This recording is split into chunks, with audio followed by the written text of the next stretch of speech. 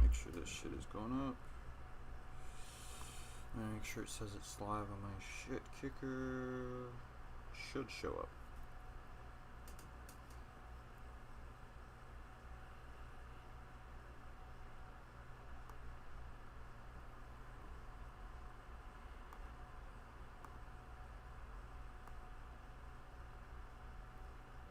Let me just get these comments open on my fucking shitbox PC.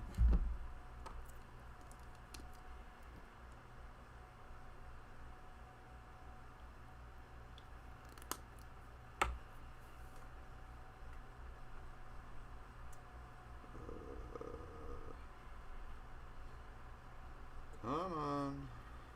Man, this fucking shit kicker takes like 20 years to load anything. Pop out chat. There we go. Alright.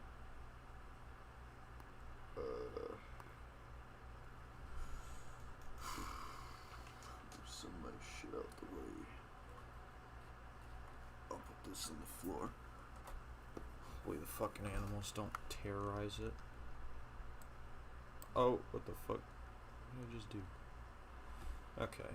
Still picking up my microphone good.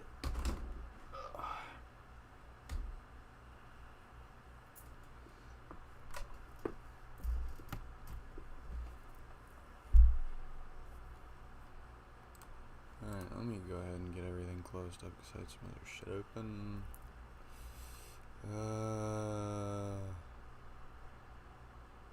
Gone 1 minute.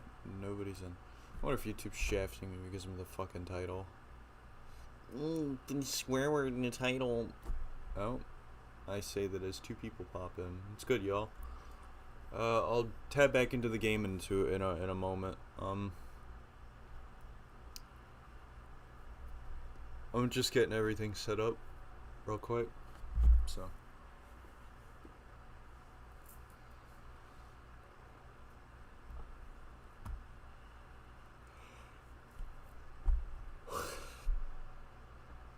I don't know if you guys are in the loop or have heard anything about some bullshit rumors actually popped up on the Burnout Reddit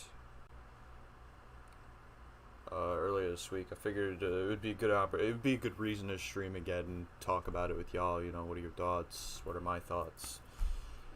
Yeah, basically. Oh, it's good. Alright, let me tap back to the game.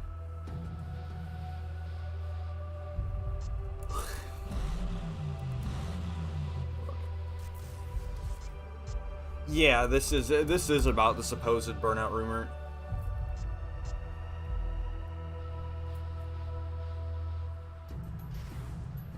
For starters, I think it is absolute bullshit. Absolute bullshit. No way it's real. Yeah, so, basically, on the, Burnout subreddit, I caught wind of it in one of the servers I'm in. Somebody posted it, 'cause I haven't logged into Reddit in years. I just lost interest. And somebody posted it in another server, and I took a look, and I'm like, there's no way this is fucking real. This sounds inane. So, if I was able to, link it real quick, I might be able to. Yeah, there's a rumor floating around right now that there's supposed to be a new Burnout being showed at EA Play, which I think is total horseshit. When will they learn indeed? That's a very good question. Hope I didn't leave anything broken in for the stream. Okay, we're good, I think. Alright, which Paradise is this, by the way? This is an edited, The Ultimate box. Nothing super special.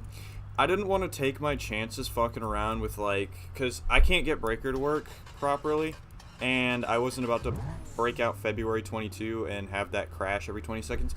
I plan to do another February 22, stream now that World Call is like half fixed, but I don't know when that'll be. It'll probably be sometime on Twitch. Yeah, this is just my scuffed copy of the game. I did have some broken and like weird stuff going on for some testing, but I pulled it for the stream.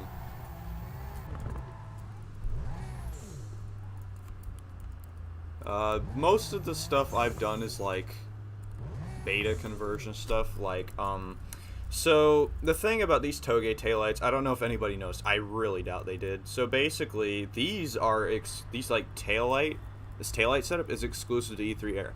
Now the shapes and all that never changed from the start, but for some reason around like E3,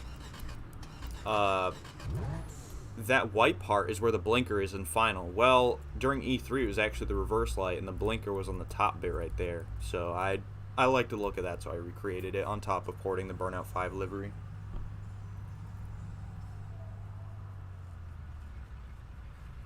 Yeah, I know. How could this be? How dare they?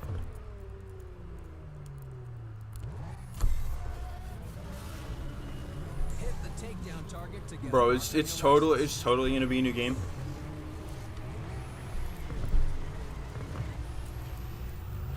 Now, of course, like leading into that whole point, let's start with my first question.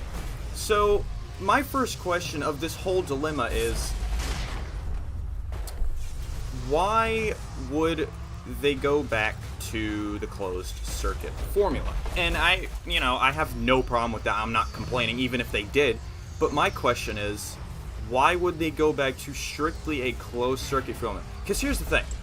Criterion themselves said they should have done, like, barriers and, like, big walls and shit for the tracks in this game. That's no problem. But they still wanted to go for something, that was open world. And, that could have worked had they actually bothered to do it. So, my question is, if a new Burnout game were to be introduced, why would it ditch the formula or, like, an important piece of the previous game to just... I don't know, it seems weird to me. Because, I mean, I guess if it were, like, hypothetically speaking, if it were a reboot, it'd have to be, like, you'd have to take it as a reboot, obviously, new developers, new features, things that are different. But at the same time, I don't know, I just feel like that'd be kind of bullshit. I feel like, if anything, they probably just shoot for open world again, because Burnout 3 and Paradise regularly battle for the most popular Burnout game, and let's be real here, they'd probably just go with the safest option, Burnout Paradise. Because it's a more recent... And I know everybody always speaks fondly, oh, Burnout 3, oh, I miss playing Burnout 3 as a kid. Go fucking buy a PS2 for $40 or some shit. Like, it's not that expensive.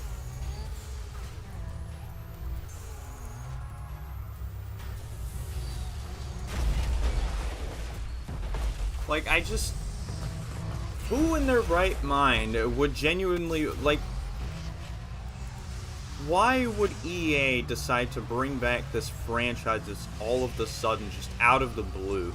And why would somebody so non-creditable with zero information to back up try and act like that this is going to be shown at EA Play?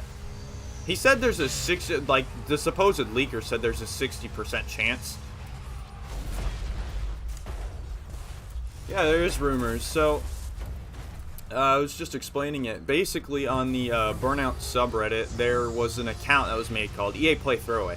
And they showed up, and they're basically like, hey, there's a rumor, or like word going around that it's possible a new Burnout might be in the works, and, they're going to mention it at EA Play, be like, oh yeah, we're working on this.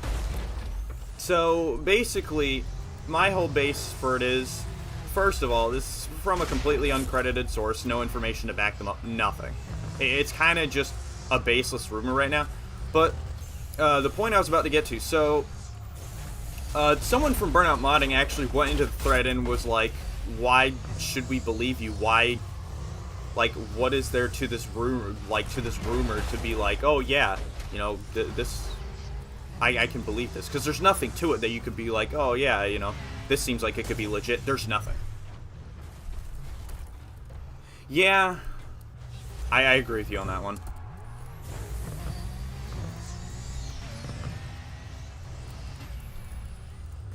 And fucking, you know, this dude, I shit you not, so, he takes a stab at the guy, and he's like, oh, you know, this is literally just a fantasy of yours, there's no way this is real. And then he goes, just wait until EA Play, with a smiley face. And then, to top it off, so, he says something else, that response, and my man fucking EA Play throwaway, fucking, he lost all his credibility. I think he lost all his credibility with this, at least in my opinion. The comment's since been removed, but he actually threw both the hard R and the F word. You know the F word I'm talking about. The good old fucking Xbox, fucking Xbox 360 game chat fucking insult. So, yeah, basically this dude lost all of his fucking credibility. I don't, like, why would Burnout come back? What good, tangible, or just feasible reason would EA have to be like, oh yeah, we're just gonna bring this series back out of the fucking blue?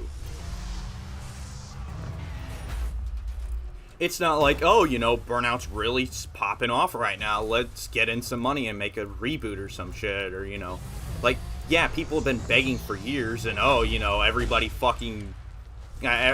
kind of just universally shakes hands that EA's a shit company, but I don't think that's gonna make them, like, fucking suddenly pull a Burnout reboot out their ass because they want to do what the people want, or some stupid bullshit like that. There's no way. Yeah, you know the one I'm talking about. Not the one I said. That one is fuck. We're talking about the other one. The no Xbox 360 game chat word. Because I know YouTube would fucking obliterate me for saying it. Channel has a strike, your stream is fucked, fuck you kid, you're shadow banned for life. I know they would. I wouldn't even take the risk. I feel like bringing it back as a mobile game. I mean, that seems like it would be like the most profitable way to go about it. And honestly, I could see that. At most, if Burnout were to ever make a return. But I mean, didn't that already kind of happen with Burnout Crash? Because Burnout Crash was originally a Wii game, and then it became a fucking mobile game.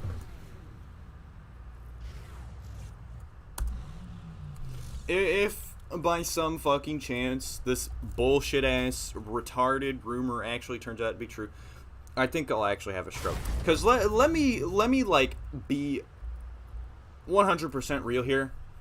I do not want Burnout to come back. I do not want EA to take the Burnout name. I do not want them to pull it from the grave, and I do not want them to drag it through the dirt. I don't want them to touch it. I want them to leave it to die and let whatever happens rest with the name, be with the fans, and both, you know, whatever content we can recover from the game's earlier stages of the games.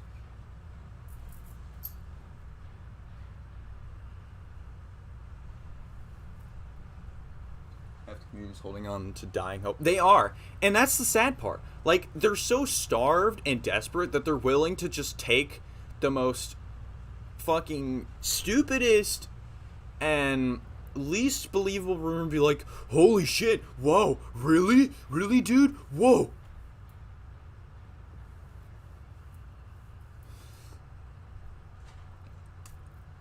How could you believe that? How could you believe just a random rumor out the blue with no evidence on an account called EA Play Throwaway? And here's the thing. I could get, like, there being, like, oh, EA Play Throwaway account. But the thing is, I checked the profile. They hadn't posted to any other fucking subreddits about anything else. And you think being an account named EA Play Throwaway, they'd speak on something more than just Burnout and be like, because, you know, they talked about Skate, they talked about Dead Space. They're like, they could have been, like, Skate subreddit would be like, hey, you know, you guys are getting another game. Or Dead Space, hey, you guys are getting another game. No. He only said something about Burnout, and that's what immediately leads me. That's like an immediate red flag for me. That basically says that there's no way this is real. And it's not like it's numbered or anything, so it'll be like, oh yeah, there's 7 different EA Play Throwaway accounts, and, you know, this would be the one that would be exclusively for talking about Burnout, so they're not that easily traceable. But, like I said, there's just, I don't know how you can believe this. I don't know how you can take this with anything but a grain of salt. I don't... They are desperate. And that's what's sad.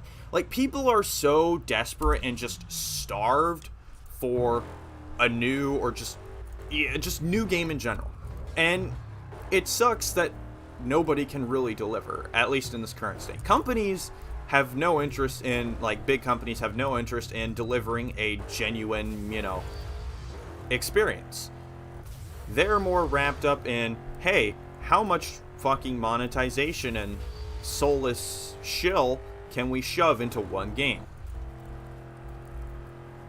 Like, if you take one good look at BPR, or at least, like, oh yeah, I forgot about this car's broken flaps. I still don't know how to fix those. I forgot what I did. I don't know what I did to break them, and I haven't fixed them yet. And what's sad is that, like,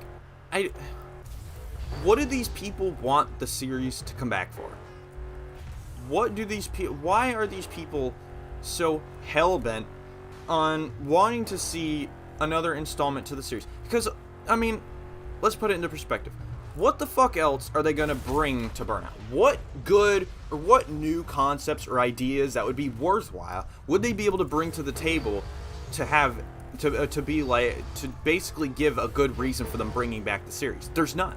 There's none that I can think of off the top of my head, unless they pull some fucking Criterion genius out of the grave and be like, hey, use your brain for 5 minutes. I wouldn't want to remaster or remake, because if you look at fucking Burnout Paradise Remastered, I wouldn't want to see anything like that. I feel like that's just like the golden standard of remasters, and I fucking hate it.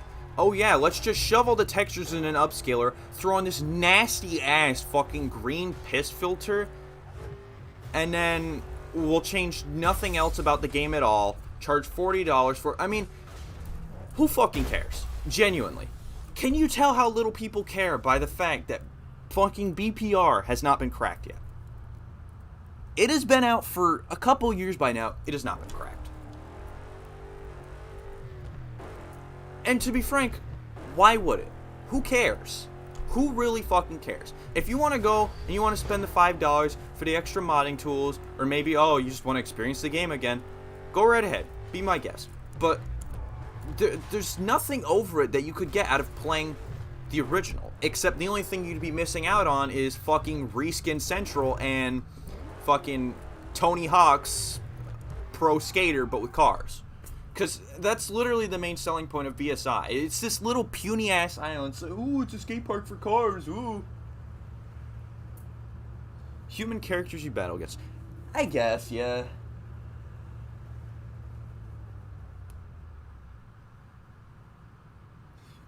It means, like, pirated. Like, you don't need, like, something to open the game. Like, because you know how games require, like, Steam, or they require... oh, for fuck's sake. How they require, like, Steam, or they require Origin to work. Tony Hawk's Pro Street. Is my screen picking up again? Oh, there it goes. Alright, I'll tab out for a moment to let those run. Yeah, basically just play without having to, like, deal with, like, Origin, fucking all that shit. What else could they... See... I think what they could do if they ever bring back a game, if they brought back Burnout and they wanted to be, like, really safe about it, take from Paradise's book of scrapped content. Paradise's book of scrapped content is a goldmine. And see, that's the thing. I think there should be spiritual successors or just something to compare, to kind of put Burnout in its place, per se. Because I love Burnout, don't get me wrong. I don't really like Paradise, but I like Burnout. I enjoy Burnout. And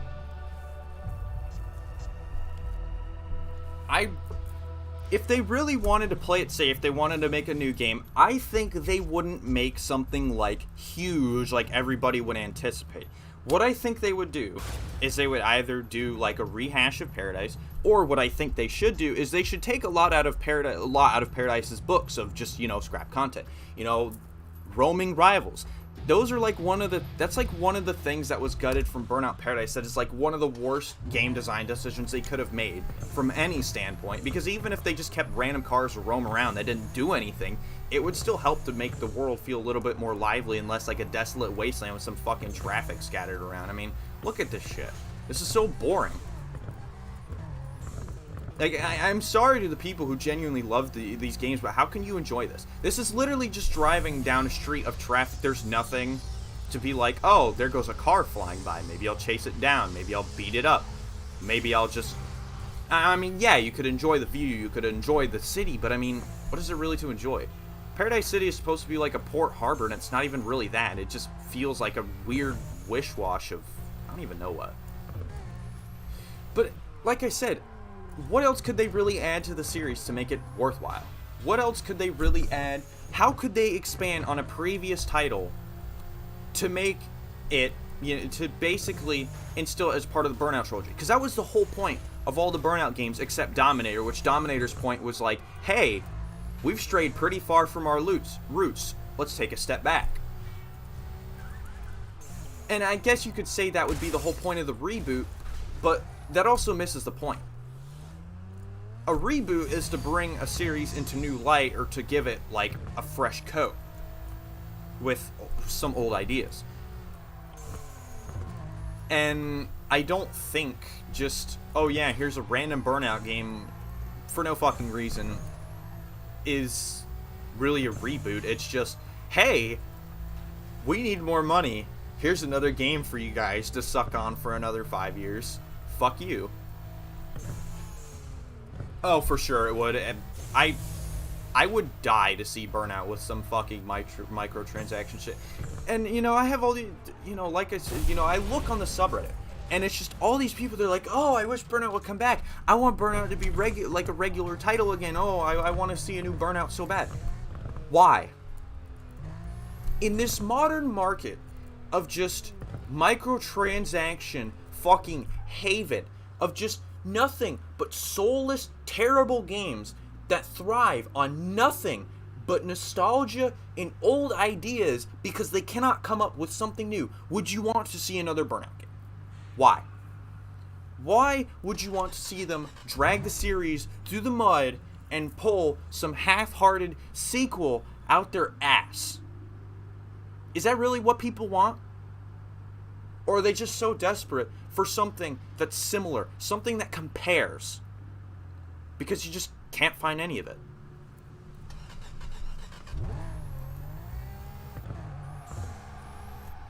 And it's even funny, Burnout doesn't even compare to itself. This game that I'm playing right now, you know what it doesn't fucking compare to?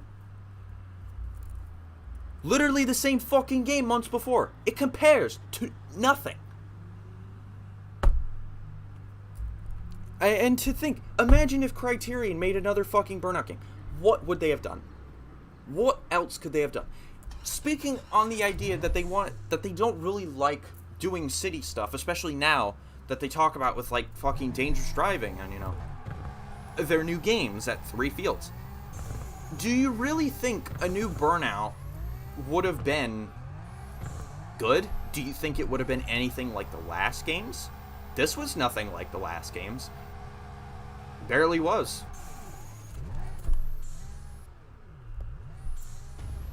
I mean, Burnout was unique, and that's the problem. Burnout dominates its own market with its mediocrity. There's nothing that simply compares, or nothing that emulates the same just level or just tier of car combat. There's nothing like it, genuinely, and that's what hurts. That's what sucks. Nobody stepped up to keep Criterion on their toes. Nobody stepped up to put Burnout in its place for Criterion to have a reason to make sure that it was the game that always came out on top. They would just have to pull some new feature out their ass and then do literally anything, and people would have been like, holy shit, dude, Burnout. Everybody fucking ate up BPR like, oh, Burnout's still as good as ever, or some shit like that. Like, no. BPR is one of the worst fucking ways like, one of the worst, I'd say it's the worst Burnout game in the series, over Crash. And I mean every fucking, I mean every word of that. What place does BPR have in the series? It is nothing. Literally nothing. They didn't update some areas of the map. They didn't update and fix models. They didn't fix bugs. They didn't do shit. Fucking Stellar sent it out to another studio and said, hey guys, can you remaster this for us? Because we have jack shit for fucking manpower. And this studio's like, okay, we're gonna slap a fucking piss filter on it and upscale literally every texture in the files. And I shit you not, they literally did that. If you go in the files, there are a bunch of E3 leftovers, including a loading screen that was used at only E3. Guess what? Upscaled. Everything. Upscaled.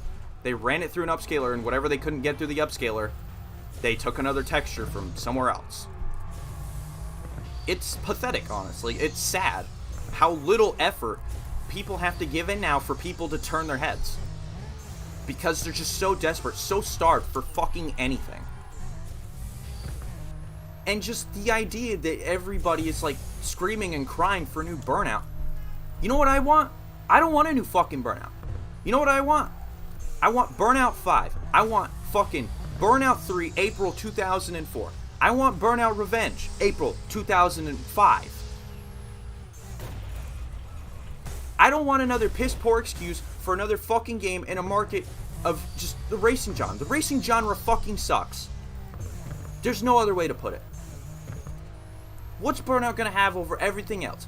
You want people smacking and beating the shit out of each other? Go play Forza. They do that already. What does Burnout need to be here for? Forza already fills that fucking job.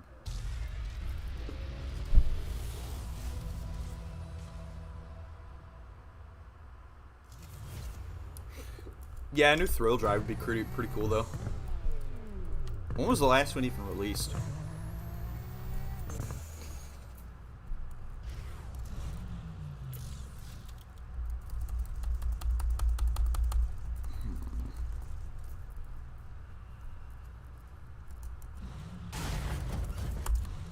Like,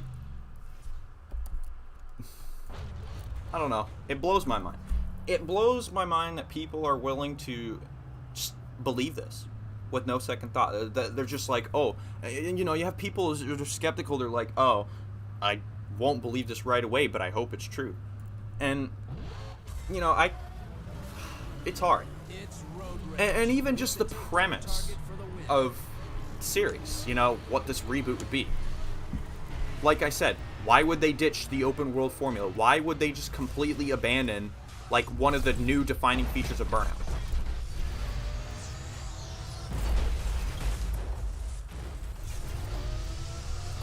They would take it and they would improvise it. If they were smart.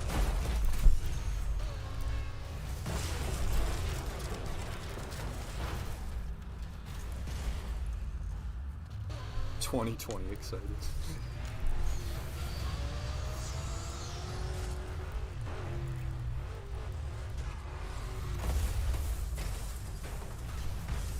And supposedly the theme would be reprised by a British band called fucking, was it Royal Blood or Loyal Blood? I forget.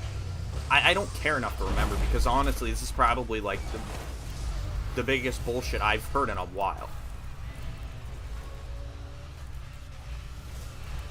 They said some all new or like advanced damage system. Yeah, what are they gonna do? What are they gonna do that Criterion can or could, and ugh. What are they gonna do that Criterion couldn't? You know what they did?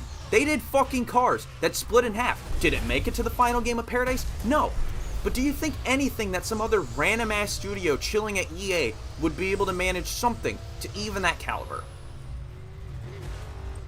Without having to go and crawl into the Criterion office with like 2 dudes still left from Burnout development and be like, please, please, just tell me how to make Color Split, please. What are they gonna do? I don't get it.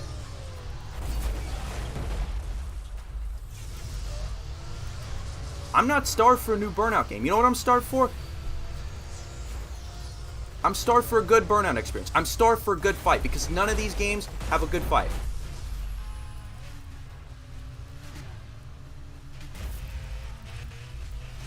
At all, you get people out here screaming and crying, oh, we need a new Burnout, bring back Burnout, please, please.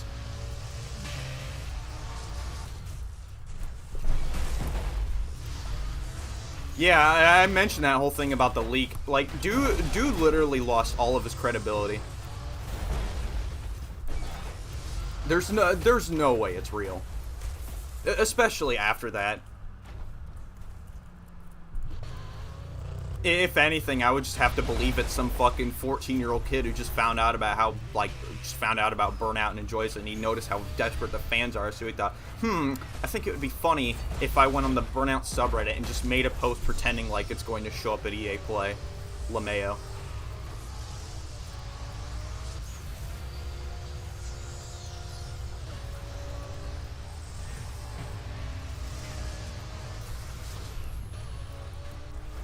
I don't know. I wouldn't buy it for a second. And even if it did come back, I wouldn't want to buy it at all. I wouldn't want to see it. I don't want it. Why should you? Just because you want to play Burnout on PS5, Series X? I don't fucking know. Go and buy a PS2. They're like $30. Take the risk on eBay. If you're working a job and you have a steady paycheck, pretty sure $40 is like nothing unless you make literal pennies. If you have a decent enough PC, just go fucking emulate. PCSX2 can kiss my entire ass and is probably one of the worst emulators I've ever touched. But just do it. You don't need to cry, you don't need to beg. EA, please remaster Burnout and sell it again for like $50 so you can rip me off. We don't need it. We don't want it. I mean, Motorstorm is it's enjoyable. I don't mind it, but I still would see, like, I don't know. There's a lot of series that would be, for fuck's sake. This fucking game crashed again. What do y'all think? Do y'all think I should continue just playing Paradise? You'd think, hold on. I mean, I could continue playing Paradise, or I can close this up and play another Burnout game, hoping that the stream doesn't just fucking die. I want to buy an old console, probably don't care enough to emulate. And that's just it. That's the problem. They're willing to let a company... They would willingly let a company resell a fucking game for $60, $70 just so they can buy it again and play it. And they could play it again and be like, wow, this game is so good. Wow, it's so good. But it's not that good. Full Auto was pretty fun.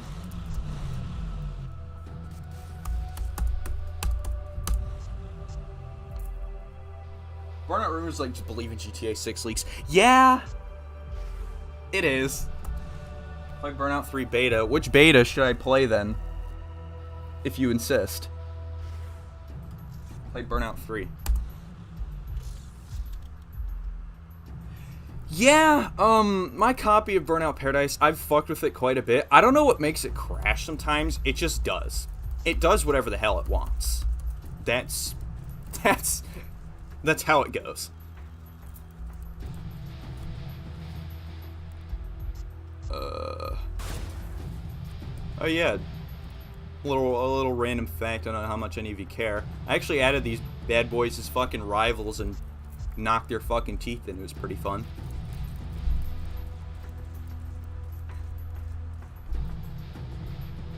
recent beta from Hidden Palace. You want me to play June?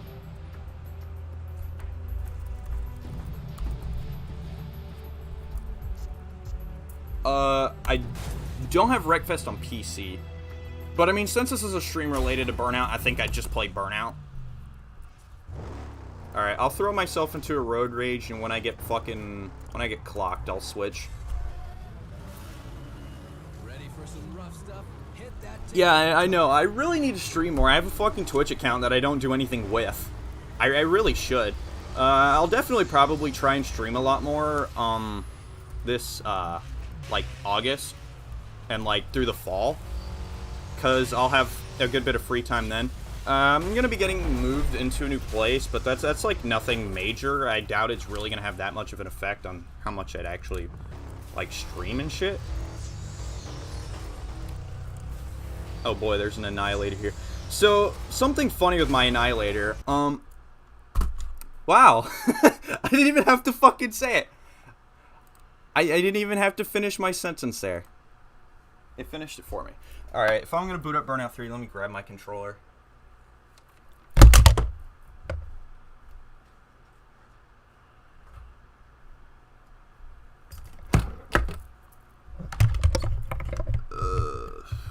Plug this shit in.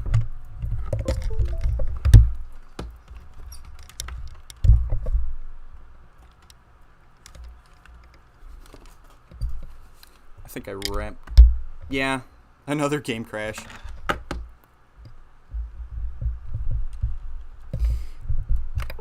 Like I said, I've been playing with a lot of shit and whatnot for the game, so I need to go and fix it. Eventually. I don't know when.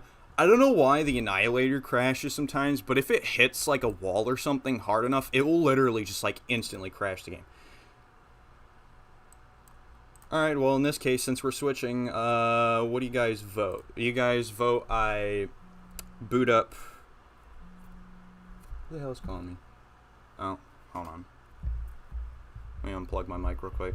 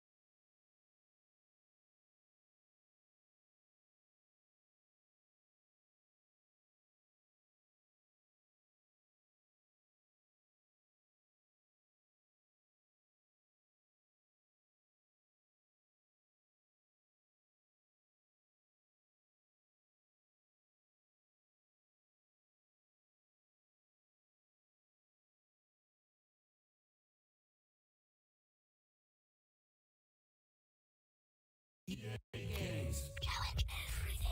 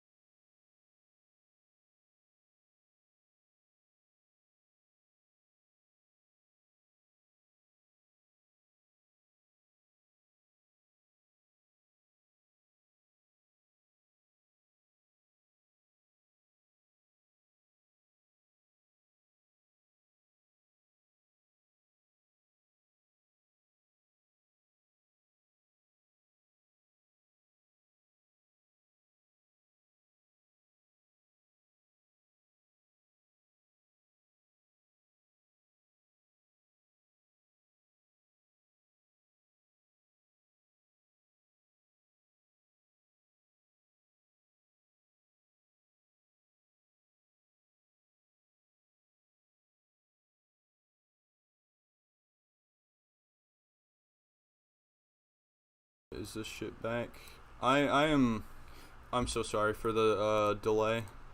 My brother was calling me. Another open one. See, here's the thing. Open world Burnout could work if it was done right. Paradise was not done right at all. And that's what fucking sucks about it. It wasn't done well. Like, it was in the Burnout 5 era because there was just a lot to do, and they gave you a lot of reasons for driving around and doing things in the world and exploring. But, you know, you have the final game, and it's literally just, yeah, here's some gates that you can smash through. Here's billboards and other just stupid shit. For carbon cars. I had somebody who, like, tore at me in my comments on my Burnout Paradise Flaws video, and he's like, oh, you didn't actually go and get the carbon cars?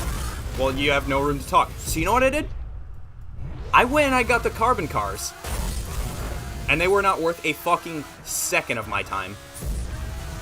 They are garbage. They are useless. I have not used them once since I got them, besides just to see how they drive.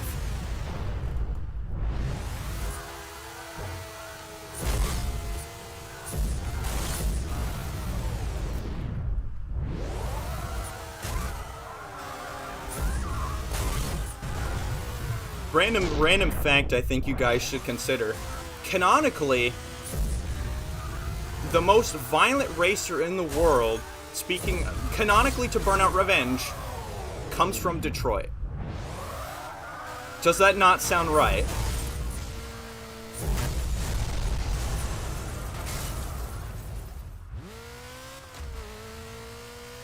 Yeah, everything about Burnout Paradise just felt tedious and boring. I just didn't care for anything with the game. And see, that's the thing. What the fuck are they gonna do with a new Burnout? What unique ideas or anything cool are they gonna suddenly be like, oh yeah, we're gonna be innovative? Because that was one of the big things with Burnout. It was about being innovative and bringing in new things that most other games wouldn't even process or care about. Or even bother to think about. Look at the fucking takedown camera, but guess how well the takedown camera went, because guess who's the only one who still fucking uses it? Need for Speed! And like one or two indie cars. Yeah, like, people hyped up the carbon cars to be like this grandiose and like fucking god tier thing, and I drove them and I'm just like, who cares? Literally. Who cares?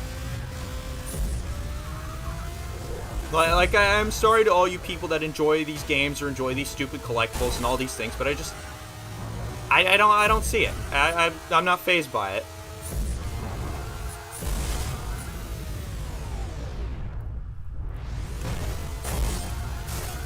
Well, and see, that's the thing. What really hurts about Paradise being bad is that it wasn't at one point. Fuck.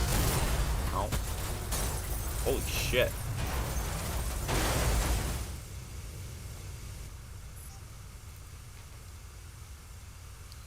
I'm like sweating my ass off up here. This AC ain't doing fuck all.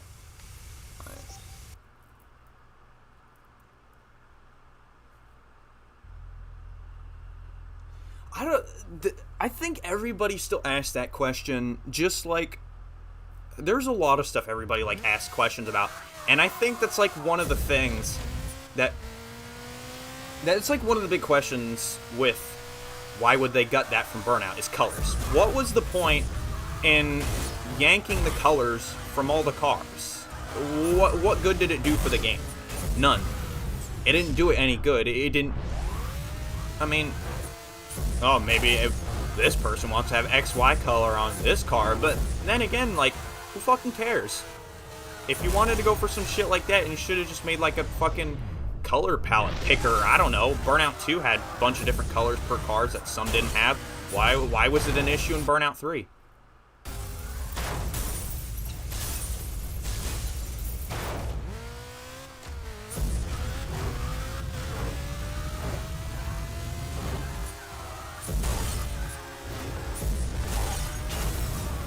Also, you want some real, you want some real British rock for Burnout? You know what you should have called? Pitch Shifter. I don't know if they're still around these days. I doubt they are, but they would have been like a really good fit for Burnout.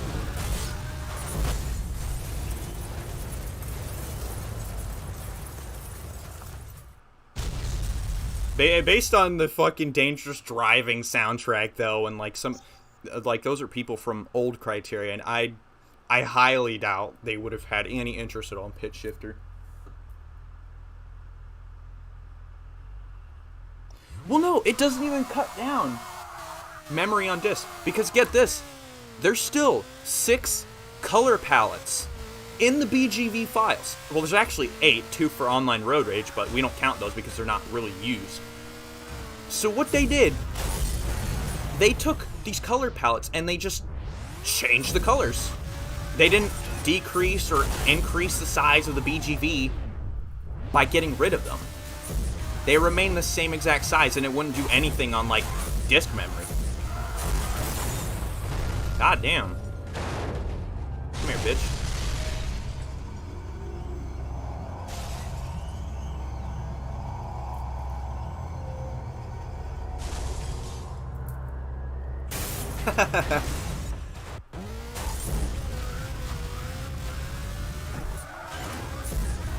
I actually picked up Pitch Shifter because I got curious one day. I read up on the Test Drive 5 soundtrack. I've never actually played Test Drive 5 personally. I think I played it once on my old shit kicker, but that was literally like a test run to see if it worked, and I have not played it since. And I listened to some of the songs, and I'm like, oh wow, this game actually has a fucking banging soundtrack.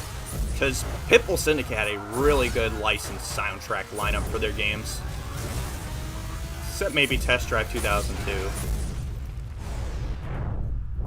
But yeah, I didn't even play Test Drive 5 to figure them out, and I listened to the rest of pitchshifter.com, and I listened to PSI. PSI was pretty good. Pitchshifter.com is pretty good too. I should probably have a listen if they have any other albums.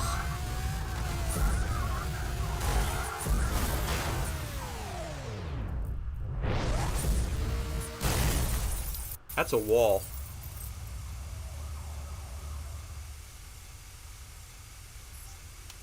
Thank you. Thank you for that. Super Mario Odyssey 2.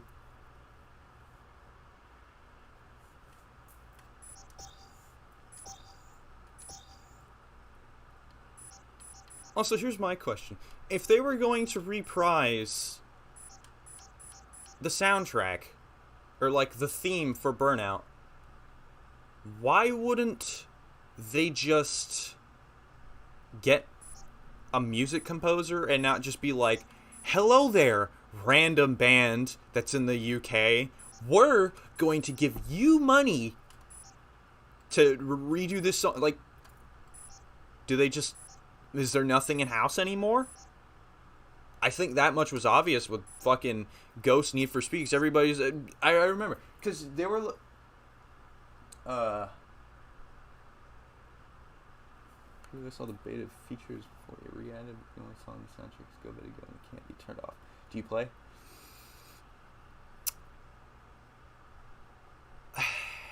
Can I adjust the volume? Oh, this menu is like, this menu screams 2000s. It's cool though. I like this one.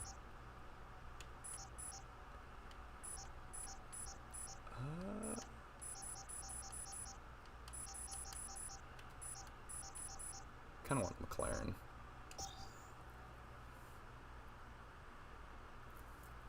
If I can adjust the volume of the music, then yeah, I'll totally play it. But if I can't adjust the music volume, then hell no.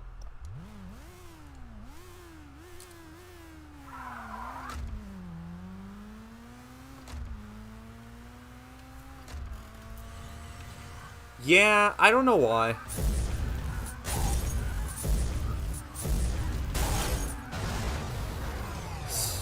Oh, what the fuck?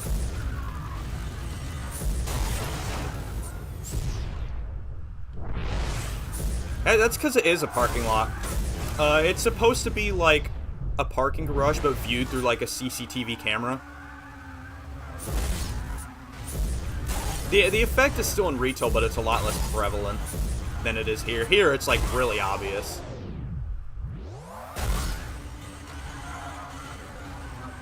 Probably. I'm trying to think. There might have been stuff with like an original soundtrack in the 2010s. Because I know there were some games that, like, they would have a licensed soundtrack, but they would have like, they would have composed bits. That was something that Undercover did. Like, Undercover's soundtrack wasn't fantastic, but anything that wasn't like licensed was actually pretty damn good.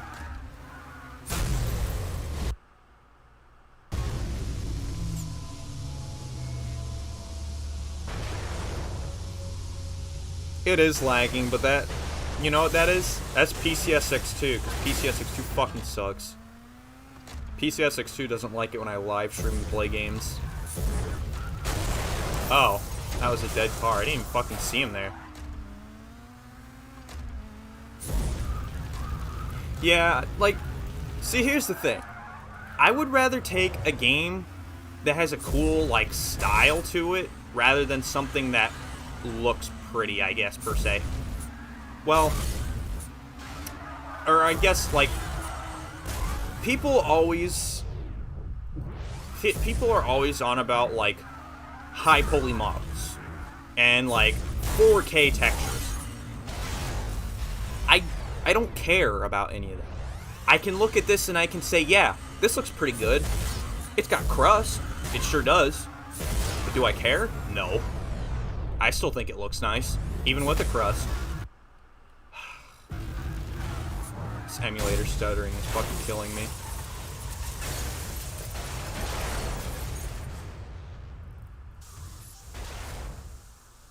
PCSX2 is by far the worst emulator I've ever fucking used. There's no other way to put it. Oh yeah, you guys wanna see like one of the most fucking annoying things that I've always hated about Burnout? Let me show you. So, let's say, what do we want to grab? Graphics, oh my god, 4K textures and 700,000 poly models. After a certain point, you stop noticing a difference. Genuinely. Why does it matter?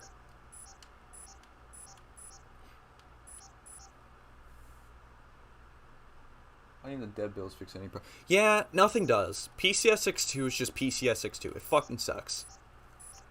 It runs like ass. And it botches a lot of things. Let's take Sports 2. Let's take Sports 2 as our... Dude, 40,000 is like generous for modern standard. I think they go way beyond. They're like 100K. 100K poly is like the fucking standard. If you're not banking that, somebody's gonna rip your model for Assetto Corsa and fucking cry a river. It's not high poly. Now let me show you one of the things that's always annoyed the fuck out of me with Burnout. So let's take for example here. I'm on the boost. I'm going fast. They're in the same car. They're in the same exact car as me. You see them? You see them just sitting back there, just hanging? They don't fucking do anything? Now watch this. I let off the boost. Here they come. Look at them. Here they come. They're gonna come and kick my ass. Look at this shit. Look at this. This little feature of the Burnout games, even since the first game, has always annoyed the ever-living fuck out of me. Cars will refuse to fight you if you are on the boost. They do this shit in Paradise. Why? Oh no, I fucking stepped on the boost. One of the core elements of Burnout. Let me just fucking slow down. I don't know if it's like a handicap for the player, a way of making the game feel faster. Who the fuck thought this was a good idea? Oh. You know what matters more than models? Textures. You don't need fantastic models, you just need good textures to hide bad model work. Fuck you.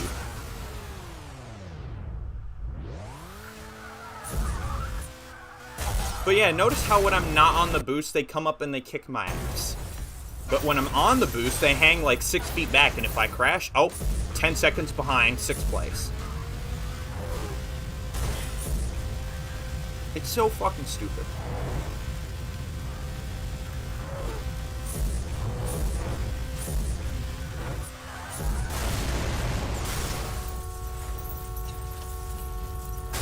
Damn.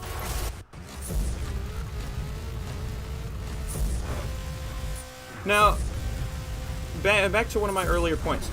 If the dude said that they're going to do like some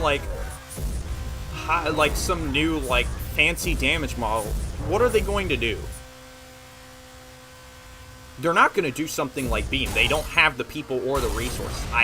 There's no way in hell unless they work on it for like 10 fucking years and improvise it like hell. There's no way they're gonna do something like car splitting unless they go and fucking cry to Criterion Games to do it for them.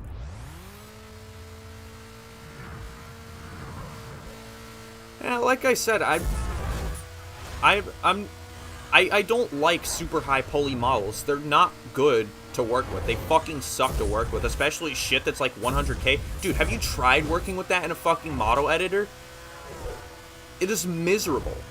It is awful.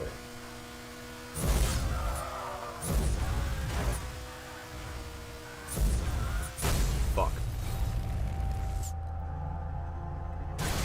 I tried to swerve because he thought he was at my side.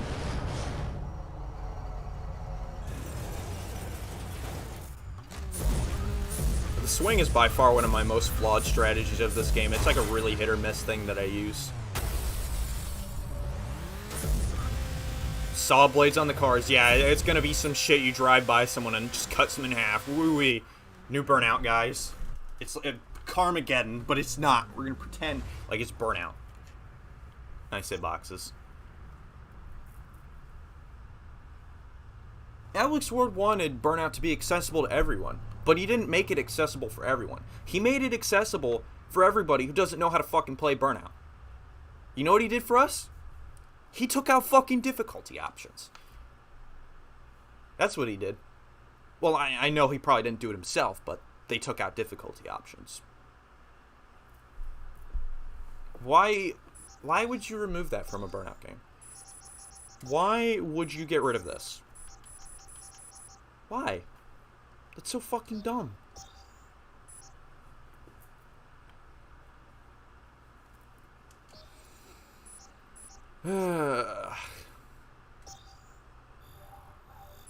It makes no sense.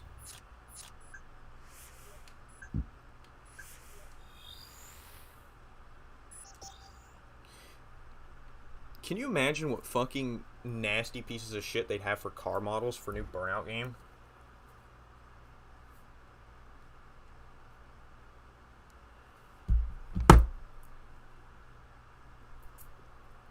Like if we're going off of like Dominators like a pretense, they're probably just gonna go. They're gonna go to fucking Glass Egg and they're gonna be like, guys, if we pay you $700, can you make like a 200,000 poly car? It's fully detailed with a fully detailed chassis.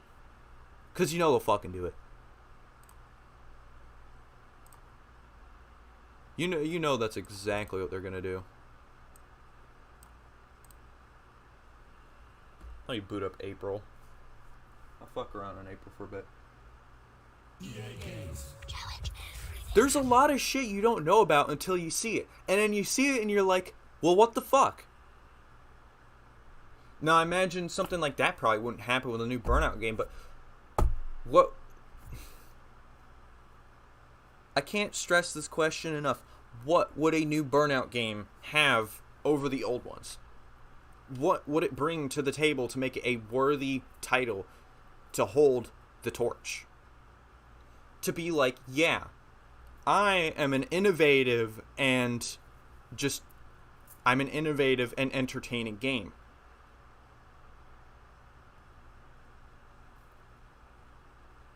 And somebody would probably just go and tell, ooh, it needs to be like the old games. And that's not what you should want. You shouldn't just accept companies feeding off of nostalgia or just old concepts that they won't let go. It's not that they shouldn't feed off of those sometimes, because, you know, it's nice to be like, oh, hey, it's nice to remember your roots. It's nice to remember where things came from.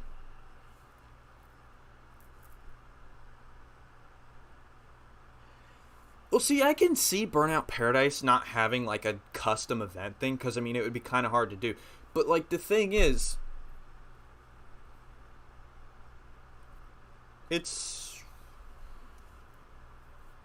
there's so much that was pulled from Burnout Paradise that just, I can't wrap my head around. It's so confusing. It's so weird. Why would they get rid of this? Why would they get rid of that? That's the entirety of Burnout Paradise's development. You're right, we can't have good things. You know why? Because almost every build of Burnout Paradise we have ever acquired is destroyed. February 22, that was destroyed. But it took 9 months of hard work from Burnin' Rubber and some other people to make it work. 9 months. 9 months just for a sliver of an idea what it's supposed to play like, because half of what was a part of it anyways is gone. It's not the same. It won't be the same. We don't know what February 22 really plays or looks like, because we're missing half of it.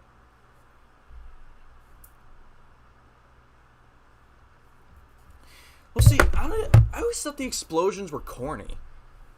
Like, I could get it if maybe, like, you hit a tanker, or you, like, fucking had, like, a front-engine car that got rear-ended really hard. But I couldn't...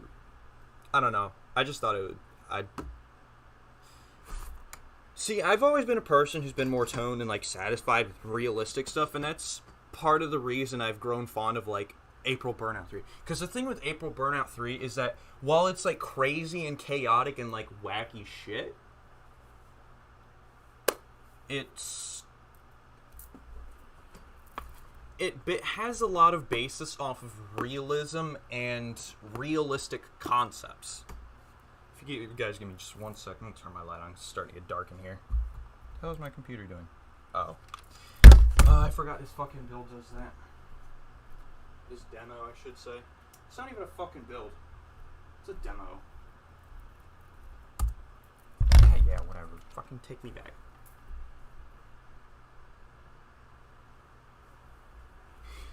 I mean, I could get that.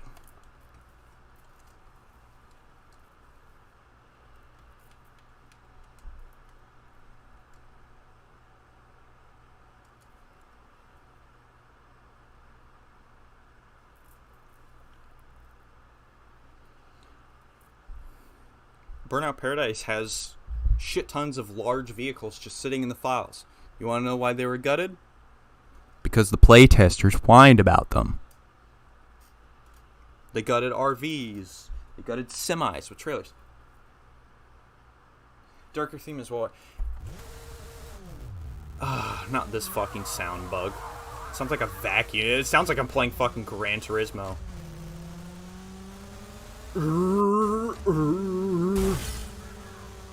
This is peak Gran Turismo 4 engine sound right here, guys.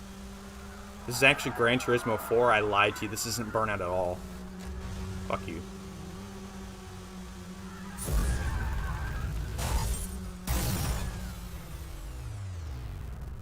I don't know how long I'm going to stream. I guess whenever I feel like closing it off. But I mean, on to, I guess, a question for you guys. If there so happened to hypothetically be a new Burnout game, that somehow this rumor from probably a 14-year-old man-child who just found out about Burnout, what would you want to see? What would you want to define Burnout from this point forward?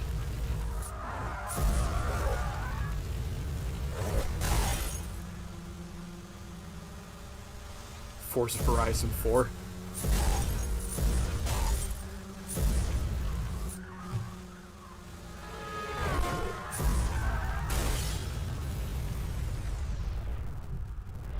Nike card time. I mean, Forza Horizon 4's engine sounds are pretty shit, but they're mostly just really bassy and sound like fucking souped up weed whackers.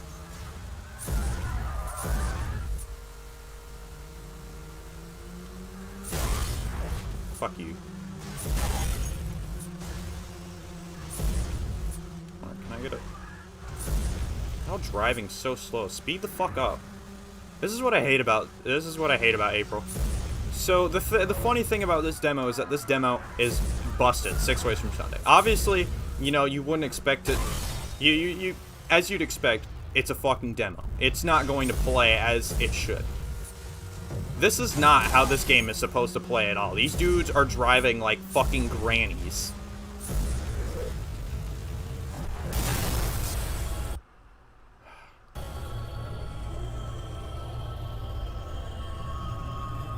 I like this camera a lot better, but I know exactly why they removed it.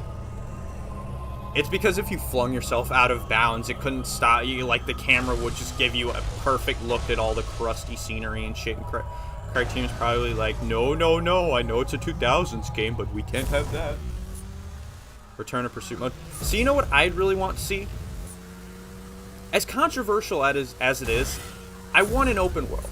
I want an open world with rivals. I want cops.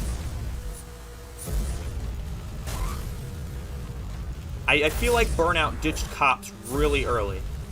And then the best way they brought them back was by some shitty fucking reskin of all the cars and was like, hey, pay $5 for an online mode and fucking a bunch of reskins of the base game cars. Oh, fuck you. Damn.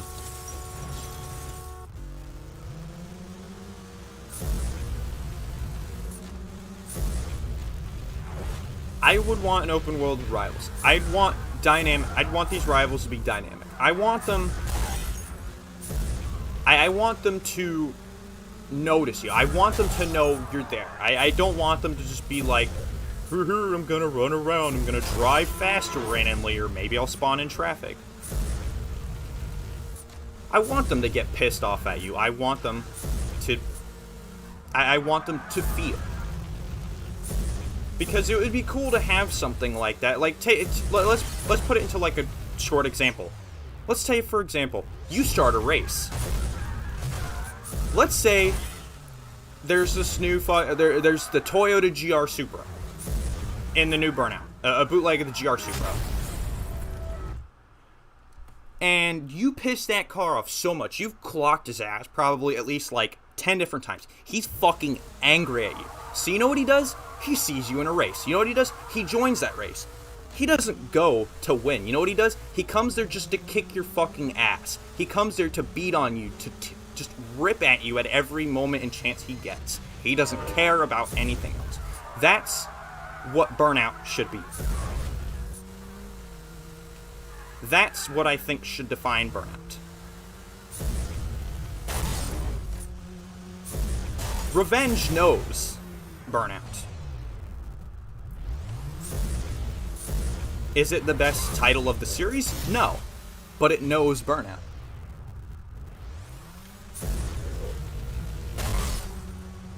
Fucking Toyota GR Yaris. Fuck yeah, Toyota GR Yaris for Burnout 2021 Reboot.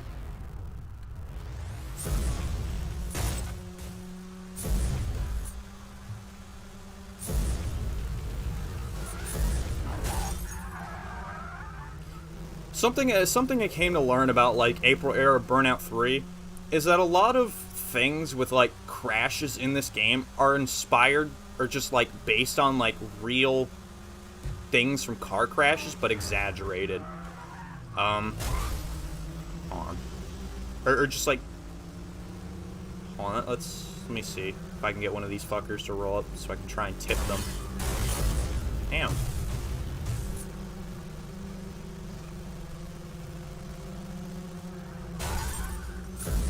Burnout 3 was planned to be able to let you do that. Hey, you fucking bitch. Stubborn as hell. I might actually have to break out Muscle Type 1 to get them to do something interesting. Here.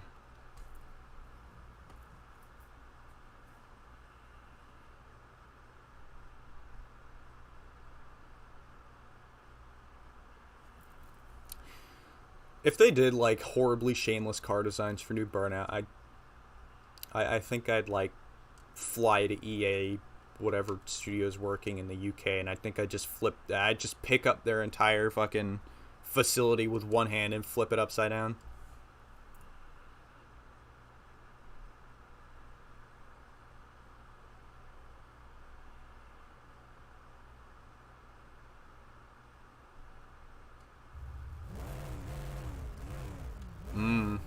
Vacuum type 1. I would have picked custom muscle, not because I like the look of it better, but I like its engine sound better. Damn.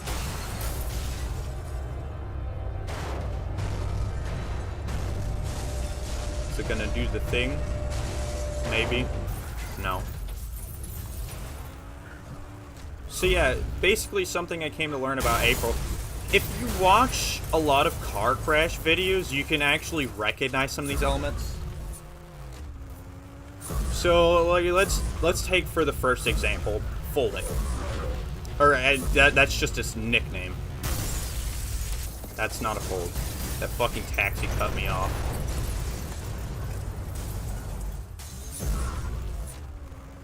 Fuck you assholes, let me make my point. A bus. Boom. That is a fold. Now you see this, albeit it looks janky because this is made on 2003 maybe hardware. I don't know how early folds were in the game.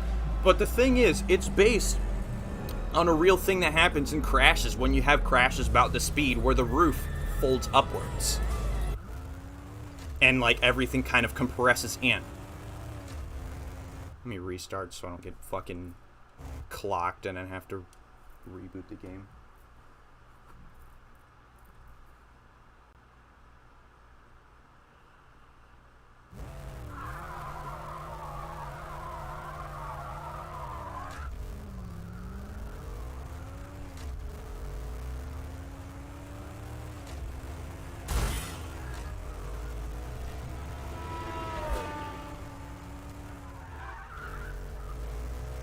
During impact time.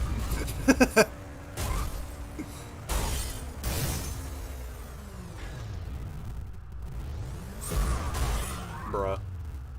Come on, no, the manual transmission doesn't have reverse gear for some reason. Don't get me stuck.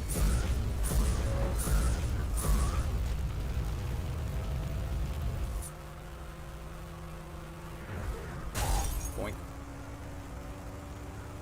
Hold on, let me get up on one of them.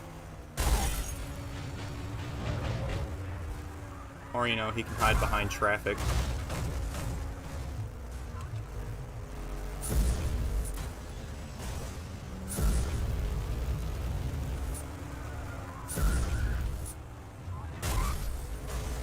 Alright, hold on. Can I do it?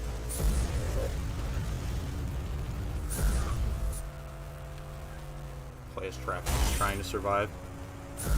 Isn't that bad? Wow. Damn. Holy shit.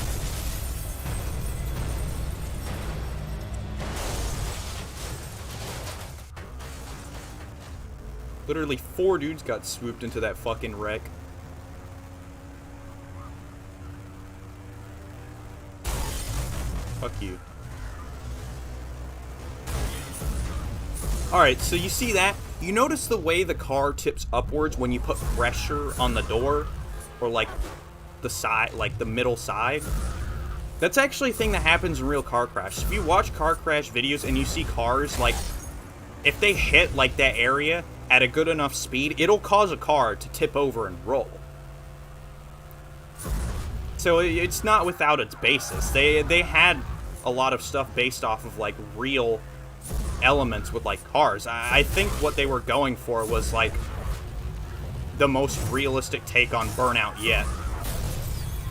Just with that little spice of Hollywood to really make it interesting.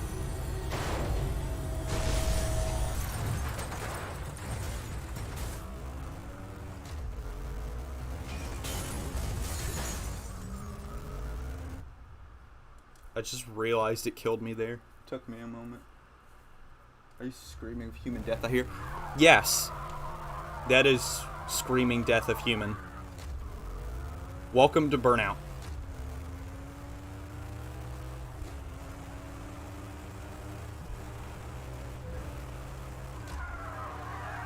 Now, this last one, I don't know how I'm gonna, like...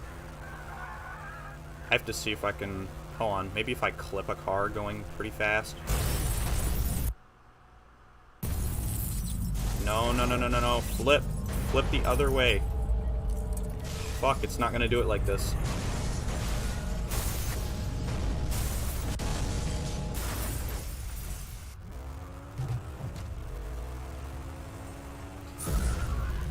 But yeah, something I learned about this game. So, hold on. Let's find a car to smack into that isn't a bus or a truck. You.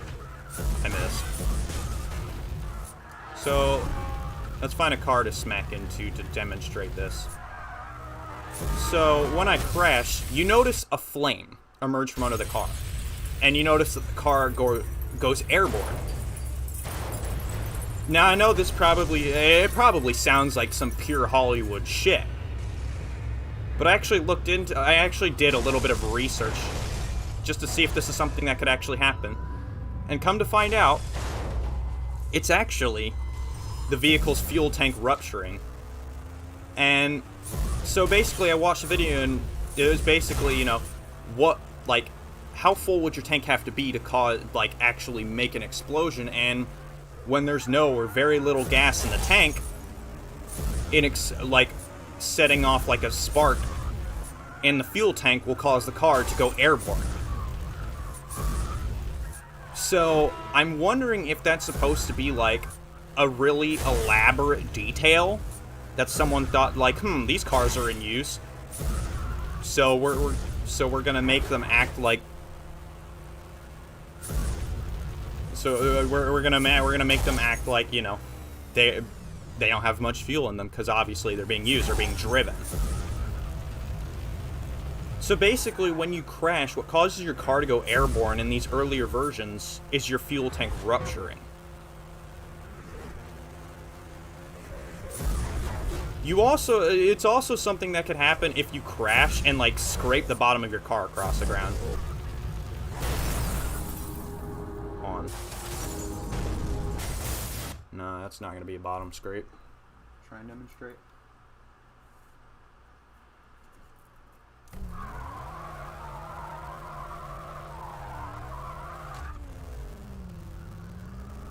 Also, yeah, for those who haven't noticed, they did get manual transmission from this game. I'm playing with it right now.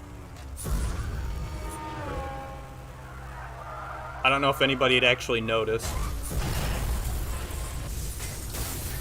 Stop fucking rotating.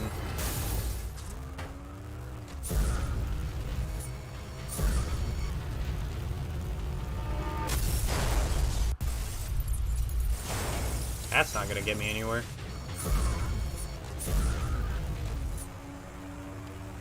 Yeah, exactly. My stream must be lagging hard if y'all are way back there. Fuck, dude. Nice.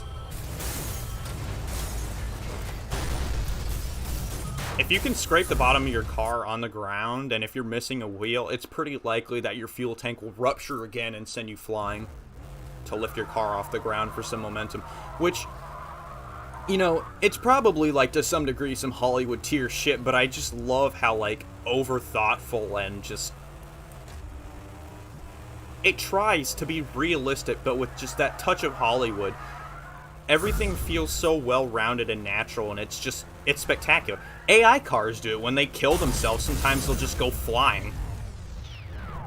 Because, you know, they crash going probably, like, 180 miles per hour, and then, you know, their fuel tank ruptures. Boom, they go flying. It's really interesting to see and think about, like, once you look into the logistics of it, that, you know, this shit is actually possible. This is based on real things that happen in real car crashes.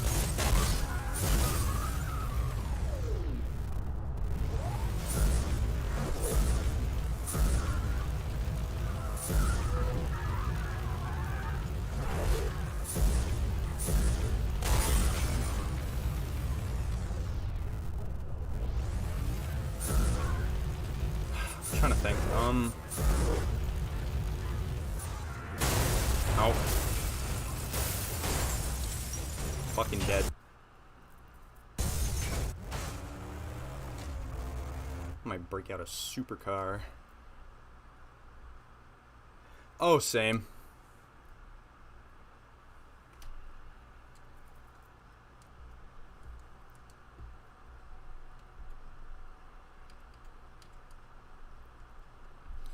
But see, I wonder if, like, a new title could manage all of these elements, you know?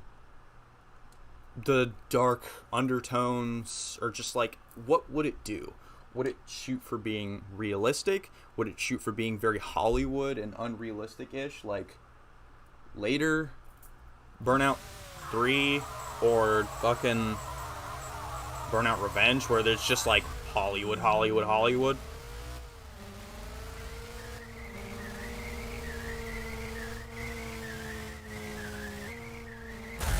Thank you. This thing is a fucking death trap. Hey, ignore these wacky engine sounds. Oh, for sure. But I think even in that sense, like, if you think of Burnout 3 was basically trying to just be like, yeah, we're gonna take Burnout and we're just gonna make it realistic. It meshes really well with that whole, like, well, we did just introduce a feature to a game where you literally fucking murder people for shits and giggles.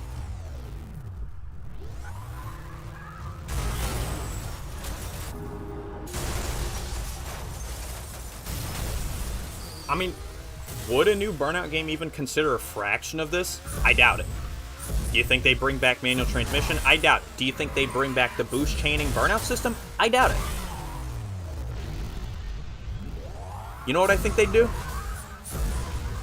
I think they make some shitty half-ass game, or they'd rehash stuff from Paradise and Paradise's engine and be like, okay guys, here's your new Burnout, ha ha ha, come back next year for another one.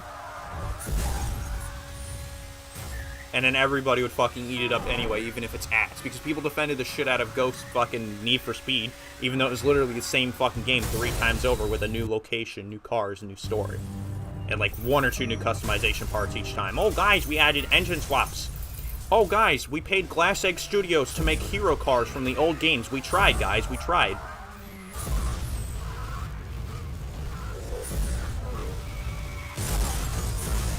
I mean, also not to mention, like, the demand for arcade racers is not really that high. You know what everybody plays these days? They like Sims.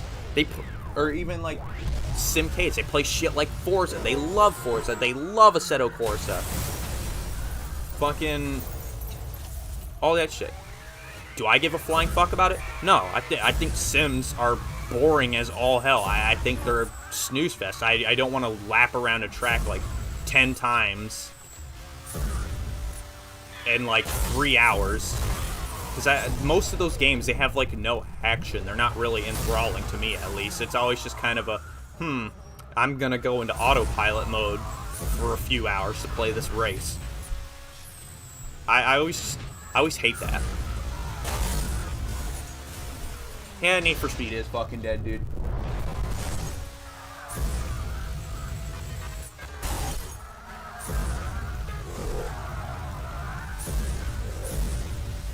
I love these, like, random meshes that keep spazzing out thanks to PCSX2 bugs. Fuck you. Oh my god. PCSX2, get a fucking grip.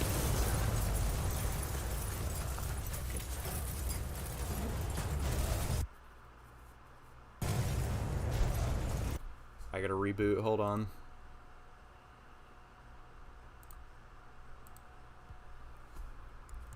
Good. Yeah, we're good.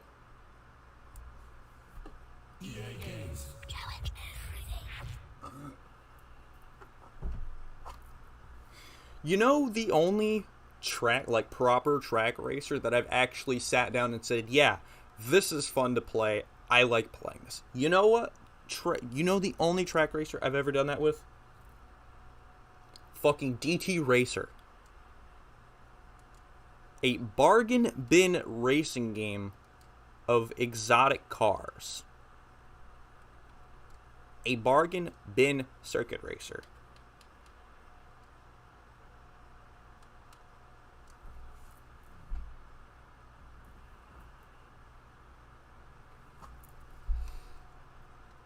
But I mean, I guess you have to think of it this way. Would you rather it be dead and be remembered as something great and, you know, still fondly think of it, oh yeah, that was good, you know, that's still good, it still holds up? Or would you rather just settle for some mediocre thing where the series or the games just continue to get dragged through the mud over and over and over again because the developers, quite frankly, couldn't give a shit and they have no reason to? Like I said, people fucking eat up anything now. If it even in the slightest appeals to like their, ooh, a fucking XY game series. Oh, I love this. I love that. Well, you know what you're gonna love? You're gonna love fucking being milked like a cash cow, huh?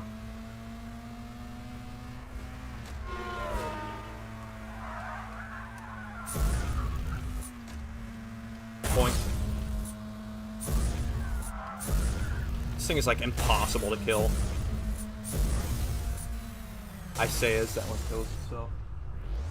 What are your thoughts on Forza Horizon? I've played one. One is alright. I played the demo of 2. It was okay. I haven't played any other Forza Horizon, and I don't think I care to.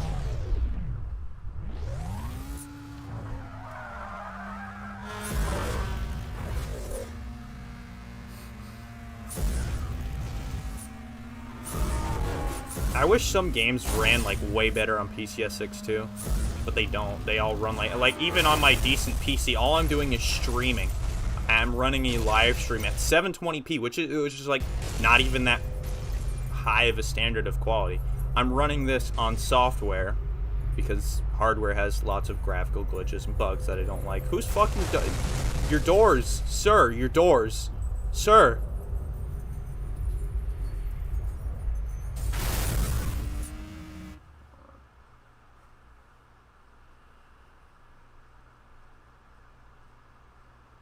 At least Burnout did not get milked by it like NFS.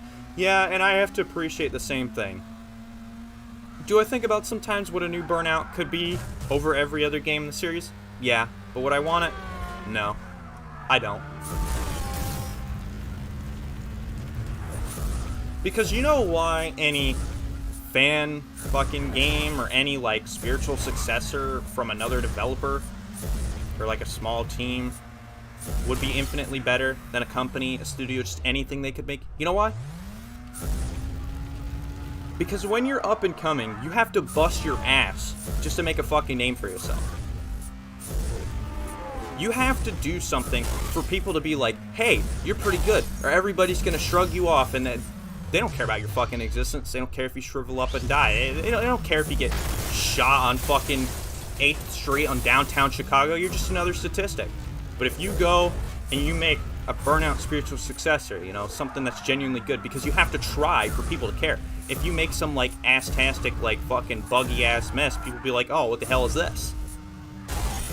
But the thing is, they don't do that for companies, because some people just be like, oh, you know, it's XY game, so yeah, it's great, and they'll go and they'll buy it, or they'll buy it and they'll regret it, and then they'll repeat the process with the next game, being skeptical, should I buy it? I may as well buy it to try it, and then don't like it. Well, you already gave your money, so it's too late now. I mean, even then, Paradise in itself, if you look at the DLC, you could have easily seen what direction a new Burnout title would have gone. That wasn't Crash. A whole bunch of shitty DLC that's nothing but reskins of the base game cars. Basically just minimal effort. Fucking Big Surf Island, which was originally Breaker Island that was cut down into this puny-ass little thing that they like to call a skate park for cars. Woo-wee. Because I wanted to play Tony Hawk in a fucking Burnout game. That's what I play Burnout for, you know? The stunting in Paradise isn't even fun. It's not controllable, it's not fun.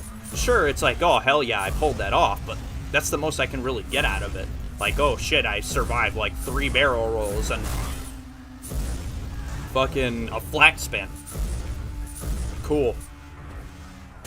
Shrug and move on.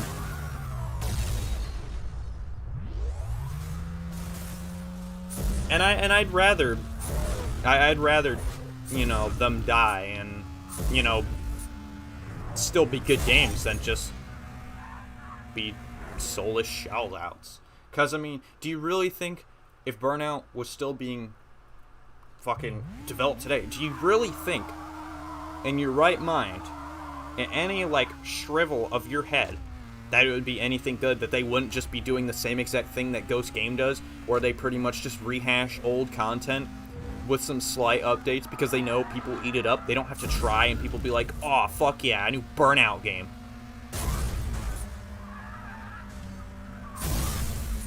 That's gaming. That's gaming now. And we have to live with it. We have to sit there, we have to take it, and we have to accept it. Because what else can we do? It's making companies money. Companies don't care. They'll milk us for every fucking penny that each and every one of us on this goddamn planet is worth. That's what they're here for. And now it's easier than ever for them to just shit on us and still get away with it. They don't care. They don't have to. Do people really think Ghost Games cared about them? No. They cared about money, and you know what they did? You know what they did? They were on the cutting block since Payback. Because Payback did so fucking poor. So everyone, you know, they're like, okay guys, what we're gonna do is we're gonna slightly tweak the handling model again. We're gonna have a new city, and then we're gonna have these hero cars, and we're gonna have all these references to the old games because it's the 25th anniversary. It literally, the stars fucking aligned for Ghost Games, dude, to literally make the hardest shill fest of any Need for Speed. The fucking stars align for them. I swear to you. They couldn't have had a better opportunity to make the ultimate Need for Speed shillfest and everybody be like, oh yeah, well of course it's the 25th anniversary. So fucking what? You know how to celebrate a 25th anniversary? You make something else memorable, so people will remember for another 25 years. That's how you celebrate a 25th anniversary.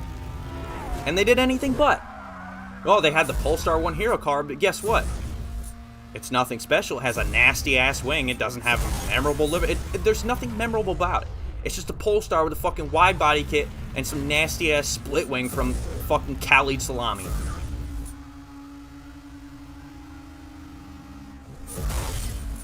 When is Need for Speed gonna stop hiring Instagram influencers to make body kits and go and actually hire people who make fucking aero kits again?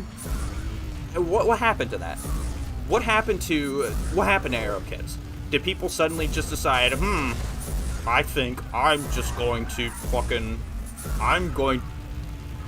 hire this man who makes cars with drag tires and fenders that are 70 feet wide and insane camber, and be like, yeah, that's the golden standard for a street racing game. As if anything from stance culture would fucking race. You know? And gaming does have to change, or it's just gonna be like this forever. But the problem is, how can you get people to really stand against it? How can you get a large enough margin to stand up to it and be like, no, enough is enough. We're fucking tired of this shit. Gaming sucks. Racing games fucking suck. There's nothing for racing games. There's the new fucking Need for Speed. There's another Forza game that's the same as the fucking last with some new cars and a new environment and even more fucking pandering to people who probably wouldn't even touch a goddamn Forza game in their life.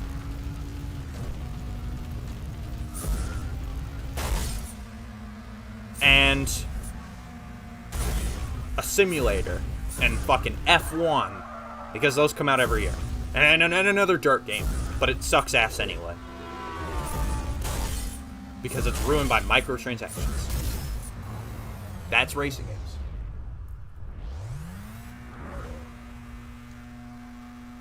And, you know, that brings it back to the question.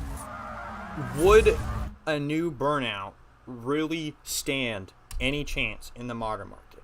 Of course, if it was something good, it could easily fucking mop anything else that's in the market currently. But do you really think that EA would for fuck's sake, do you really think that EA would bother, or like any studio that's making the game would just have the care, the bother to be like, yeah, we're gonna make this the best we possibly can to prove ourselves? Do you really? They don't have to. They can make any steaming pile of fucking shit they want and hand it to everybody, and they'll be like, yay, new Burnout! Because it has the name Burnout on it. Everybody took fucking Paradise lying down, even though it's one of the biggest, most boring fucking content rehashes of a 20-minute game stretched to 5 hours. Woo, I can't wait to get a new license and do the same events like four times over. What is fun about that? Nothing changes. The AI are a little bit harder, and maybe traffic density is slightly bumped up per rank. And nothing else happens. There's no like, oh, you know, the races have turned to survivals, or oh, you have a, you know, now you can't crash X amount of times, or some shit. Or there's no like higher score thresholds for like specific. Well, there is but that's just like Road Rage and Stunt Run, and those are like fixed at every location, which fair, I guess. But I mean, I didn't really enjoy Stunt Run. Why would Burnout be about stunts? Who? Fucking who? Why would I get a Burnout game to play Tony Hawk in a fucking quarry in the middle of buttfuck nowhere, outside of some city that's like a jungle gym?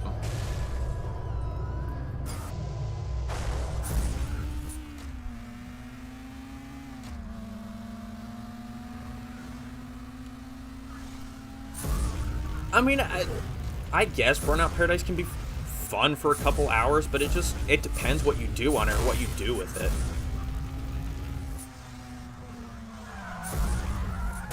And you know, like I've been saying a bunch of times, what the hell is a new Burnout game going to bring to the table? What is it going to pull out of its ass to make it really stand out? Because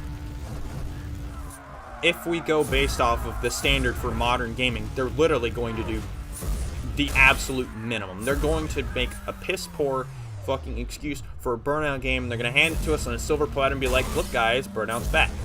And people will accept that. People eat it up and be like, yeah, more Burnout. I love Burnout. That's not what makes me say I love Burnout. Watching it shill out to a terrible fucking market, or feed to a horde of rabid fans who are crying for it to come back in probably one of the worst times for game. I'm sorry to whom it may offend, but I really don't like the Burnout fan base all that much. And I think that can apply for a lot of different things. Be like, oh, I don't like XY fan base for various reasons. But I think one of the biggest reasons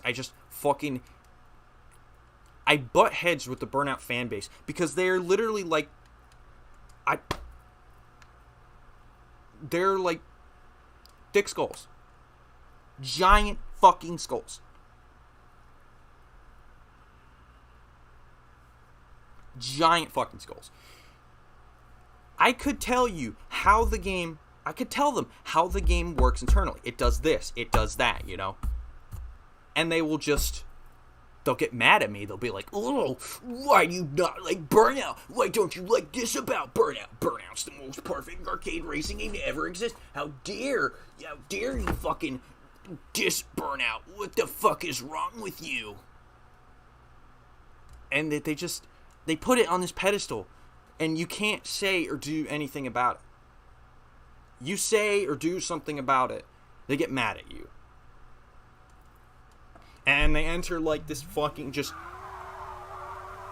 angry little bitch mode where they're just, fuck you, you're wrong, you're not factual, you're spreading lies and misinformation. Even though I've been playing these fucking games since I've been in diapers. Do I hate them? No. But they're anything short of fucking perfect. Would I call them the most perfect arcade races on the planet? Hell fucking no. They're anything but, and I would never regard them in such a light.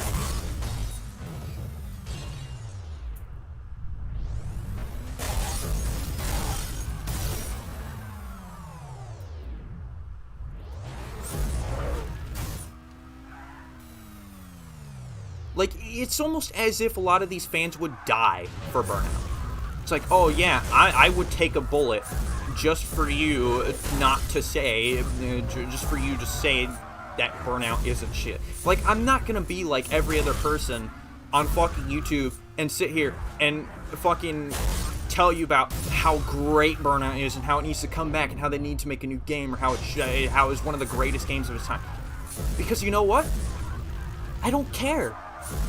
Burnout isn't always as, like, insane, like, just high up and innovative as everybody makes it out to be. Everybody talks about Burnout 3 like it's one of the most innovative racing games on planet fucking Earth, but it isn't. You know what it did? It took fast-paced driving from Burnout 2, and it took car combat from Derby games. And you know what it did? It put 2 and 2 together. The only new thing it introduced to the market? Takedown cameras. And look at how many games still fucking use that. Was it really that innovative? People lost their shit over it at the time, but who fucking cares now?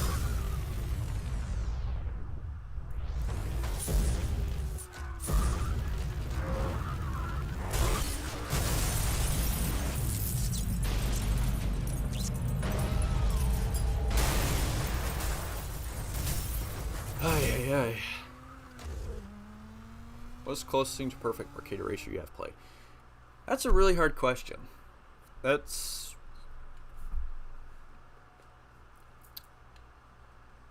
I'm not sure. I feel like I haven't necessarily dug into enough to really be like, oh yeah, I think this is the perfect arcade racer.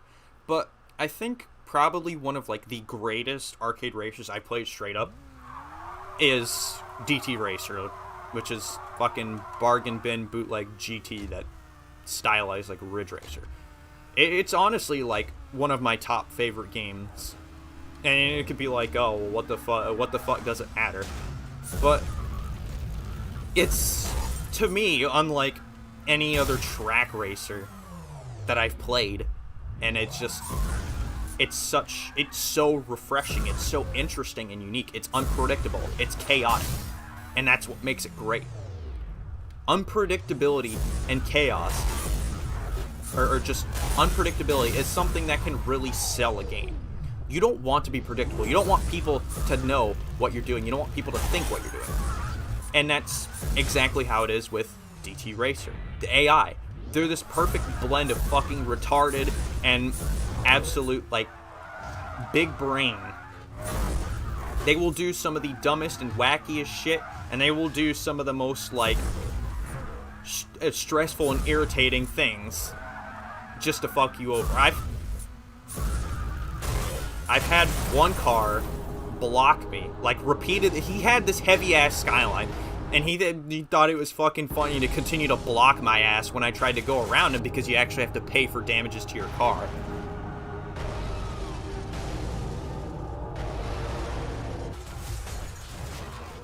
Because, like, the AI are stupid, yeah.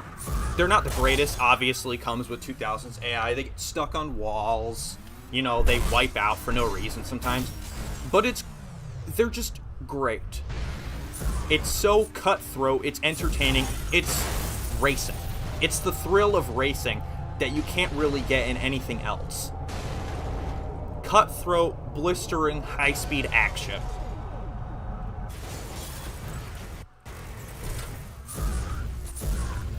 Every step from start to finish feels like a battle. And that's how racing should be, because that's what racing is. Real racing isn't about being a pussy and fucking shimmying around some fucking track and, you know, going like, oh, I'm gonna go 120 and I'm going to drive super safe and, ooh. Because you know what? That's not racing. You know what racing is? People fucking die in racing, okay? People crash, they die, they make mistakes. Sometimes they fuck other people up. That's racing. Now, do I think racing is literally hauling ass up on someone's rear and fucking punting them into the wall? No. Sure, DT Racer is that sense of no bars held, do whatever the fuck you want, but it's not always worth it. You have to pay for any damage you do to your car, and if you suck ass, it's gonna cost you.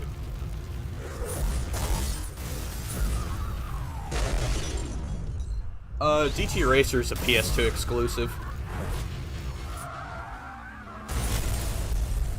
I plan on doing like a retrospective of it and fucking DT Carnage at some point. It's in my future plans, but I don't know when I'll have to finish off DT Racer before I like go ahead and do a retrospective, because my retrospectives are basically, yeah, I 100% and complete everything the game has to offer, instead of just like my squabbling about Burnout videos where I just rip at whatever I don't like about it.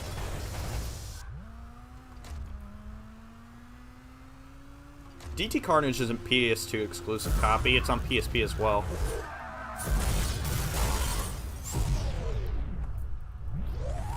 But I think what makes me like regard something like DT Racer in such a high regard, such a, yeah, this is what racing is all about. This is what racing should be. Because it's not like anything else on the PS2, or just anything really of mostly like track racing sims, or just simcade track racers. Most of them don't really punish you for your mistakes. You know, you don't really have to think twice. I mean, sure, you have shit like Grid, and you know, there's like, oh yeah, your car can take mechanical damage. It can, you know, pull you to the side. You can really fuck up your car and it can destroy your race. But if you're someone like me, you can blow up the ass of someone going like 120, fucking murder them, and keep driving even when your car is pulling to the side. I can suck that shit up. You know what I can't suck up though? Money. I can't suck up money.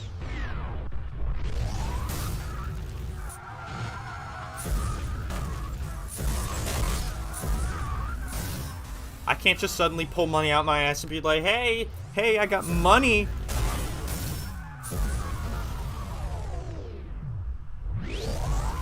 Well, don't bother emulating DT games on PC unless you're going to play DT Carnage on the PSP.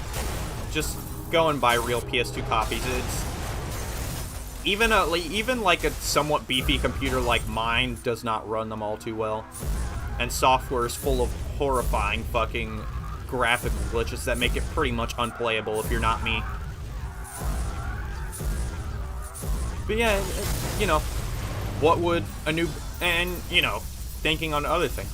What would a new Burnout game do with AI? What would it do regarding AI cars? What would it do regarding combat? Because combat right now, or combat has been since Burnout 3, one of the biggest peaks and just like things of Burnout. That is like, oh yeah, it's just been like a staple of it. Everybody treats it like it's the definition, the meaning of Burnout, when it's not.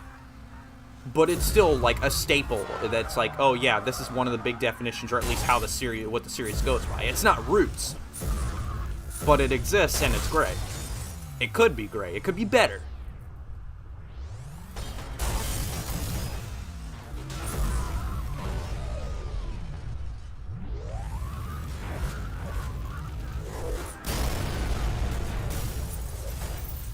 Fucking A. Alright. Let me stop boring y'all with this. I'll boot up, Revenge. Real quick. What would a new Burnout do for AI? What would it do for progression? What would it do for a lot of things? I'm curious to know, because I want to know if they would consider what they would consider for these kind of things. I want to know if they would think of it, or try to think of it like Criterion would, if they would try to do something innovative. Would they? I doubt it, but it's not out of the realm of possibility. I just took out the woman's creature when it got pretty annoying. I mean, believe me, you probably wouldn't hear it all that often if you were playing the game normally. It's kind of like it's a once in a while thing. It's not like a all the time. Sometimes it'll play more than other times, but fuck. I think it's still there in retail. It's just pretty quiet. They toned down the volume of it.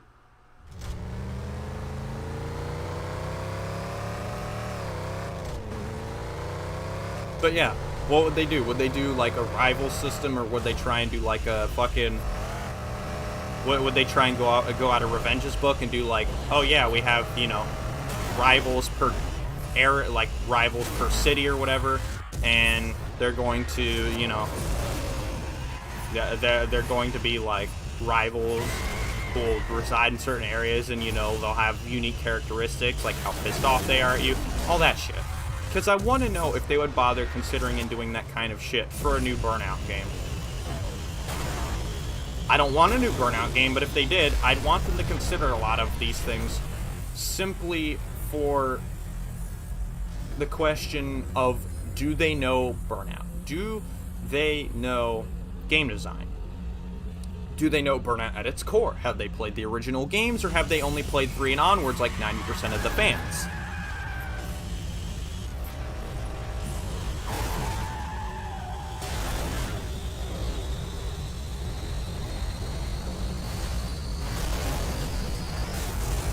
Paradise could be considered a reboot. The new AI insult you on Twitter. Oh, fuck yeah.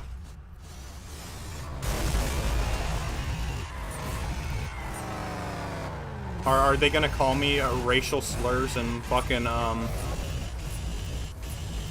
like Xbox 360 game chat? Or are they just gonna be like those baby bitches on Twitter who think they're fucking hilarious by calling you like a fucking misogynist, fucking bigot,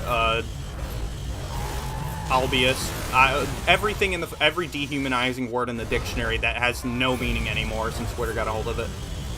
I fucking hate Twitter.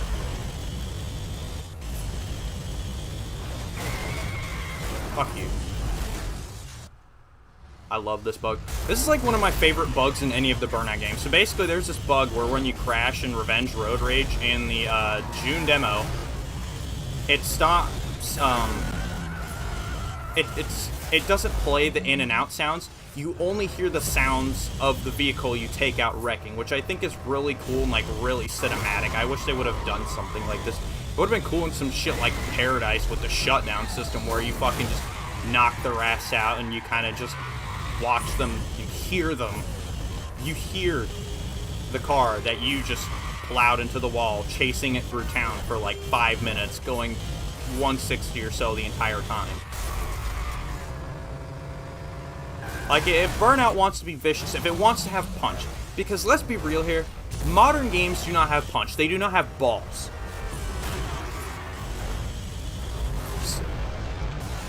Especially, like, racing genre. Racing genre does not have balls anymore. Where's Tumblr or Twitter? Twitter. For sure. There's no question about it. Alright, fuck you.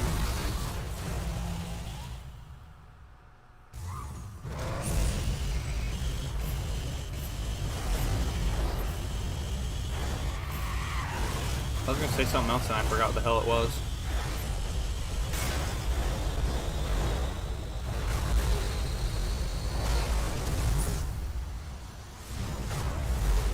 Oh fuck.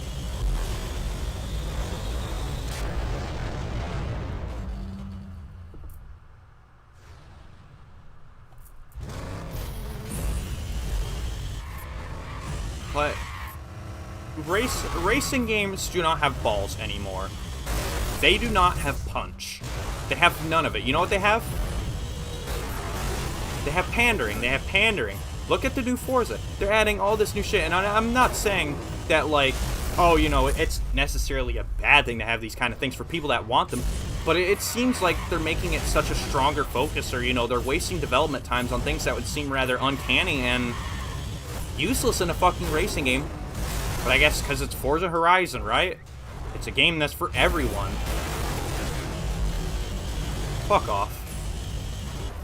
You know what I want? I want games that aren't for everyone again.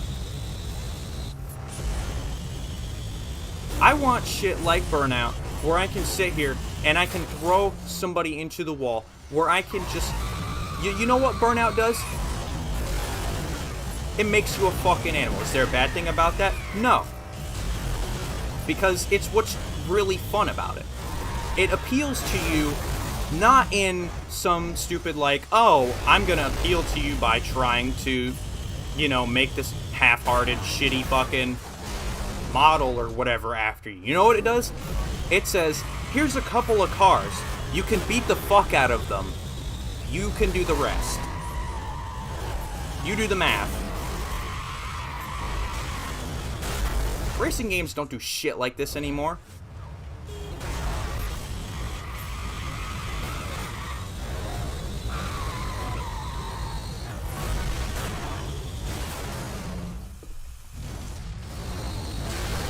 The Crew 2 can suck my entire fucking cock. Fuck them and their stupid ass fucking Motor Pass update. I wish the game would have fucking died from it, but guess what? It's at its highest player count it's been probably since it launched. Which is the worst part, because Motor Pass was the worst fucking thing they've ever added to it. It's just some shitty Fortnite thing. You don't even make back what you pay for it.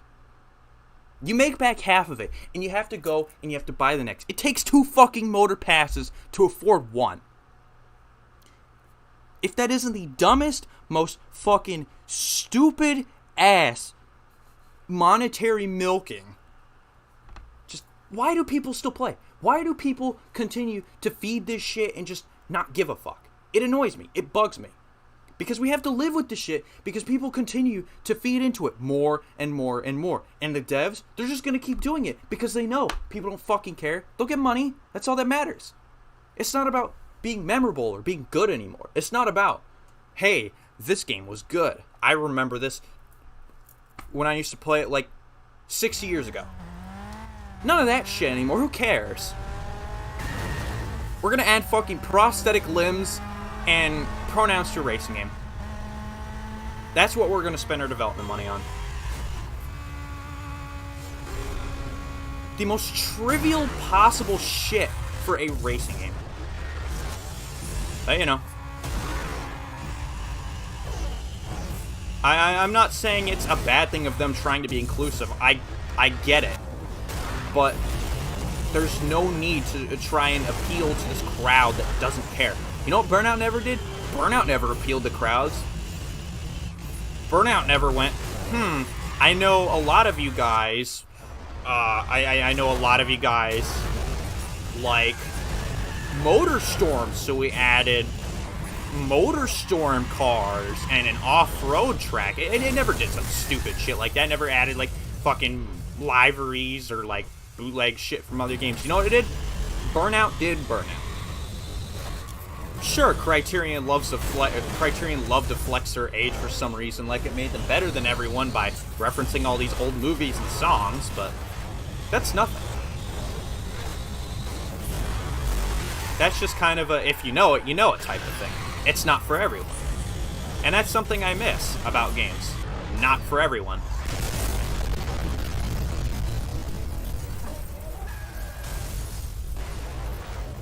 Have I played the NASCAR games? I used to play them a lot when I was a kid. I can't really get much into them now. The only one I still have, or would like really play, is Dirt to Daytona.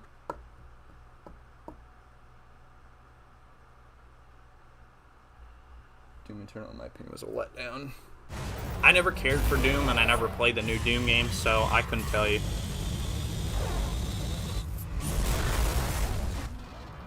But yeah, I miss games just not being for everyone. If you don't want to play a game, don't play it. You want to complain about it? Fucking complain about it. Cry about it. Cope.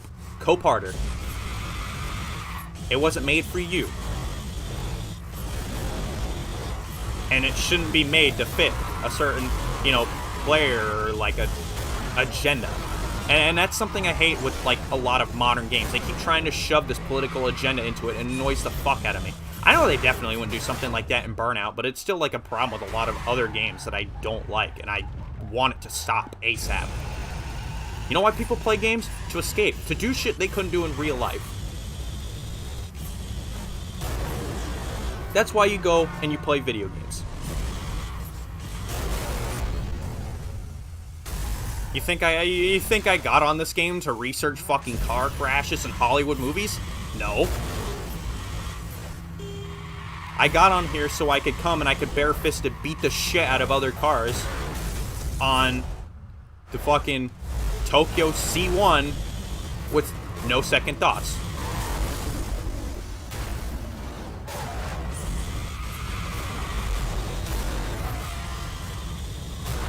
It's not that violence isn't the answer, it's just not always the answer. When you're playing something like Burnout, it is.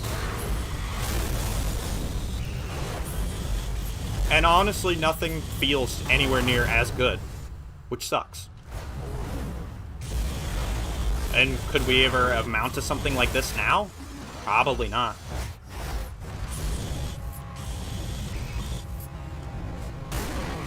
People ate up dangerous driving, and that was like the most half-assed thing, and people defend 3 fields to hell and back.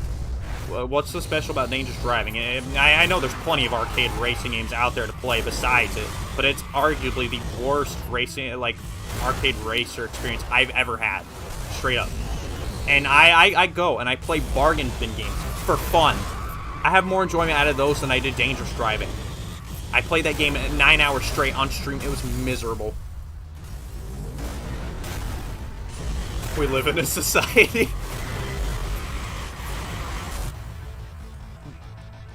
And yeah, that leads, you know, would a new Burnout game be anything like these? Would it not be repeatedly castrated like everything else or every other Burnout game that kind of lost some of its features?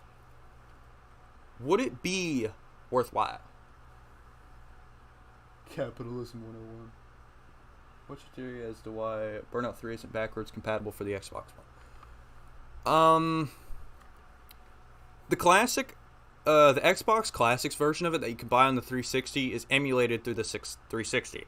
So it's not necessarily that it was ported to the 360, it was that it was made to be emulated on it.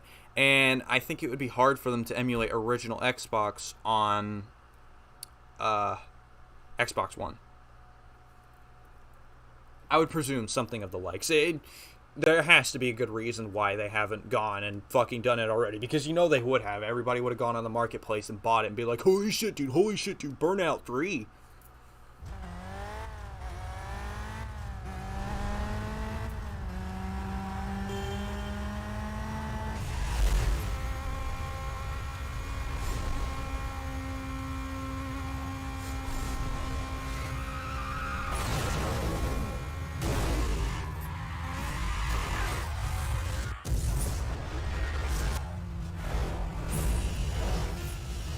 You know what makes Burnout combat so great?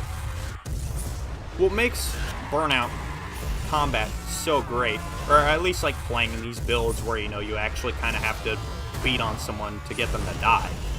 But, you know, what makes combat so great in Burnout is just its basic animalistic sense appeal. It's just kind of that down to basics, just raw aggression. And that's just, it's something I've always found so great about it. It encourages you to just, it encourages you to feel nothing but, you know, aggression, rage, road rage. It's there for the sole purpose of breaking you down as a person to an animalistic just sense of battle. Just a kind of basic, there's other people beating on me, I need to beat the shit out of them back. Except it's a core part of the game. It's not like, oh, here's a couple of enemies here to slow you down, go beat them down in 5 seconds and go walk off and find some more that are harder to beat. No, it's, here are 5 cars, they all fucking hate you. Keep them at bay.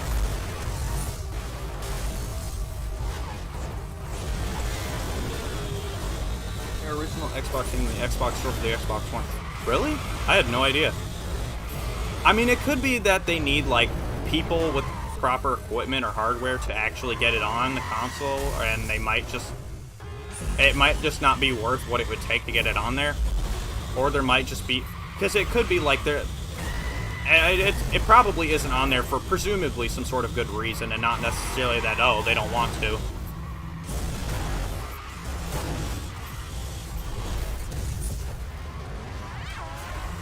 Animals are pretty sick. Oh, fuck. God damn. It is primal, and that's what's so great about it.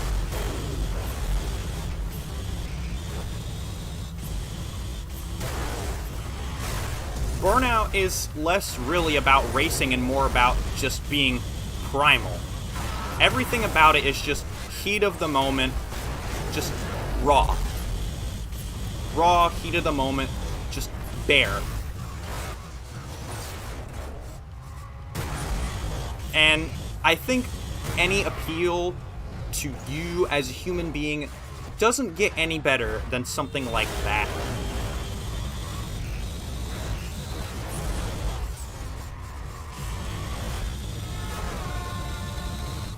Just appealing to, like, the basic animalistic properties of people, or just humans, is the best way of appealing to people. It's one of the best ways to really make something feel natural, feel great. Burnout Paradise and Flintstones cards. Hell yeah, dude.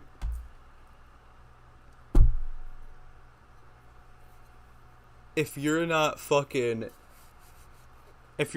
whipping the Flintstone R60 ST, do not hit me up, dude. Do not.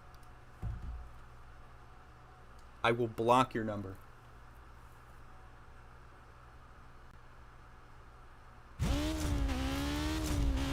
Oh, what the fuck?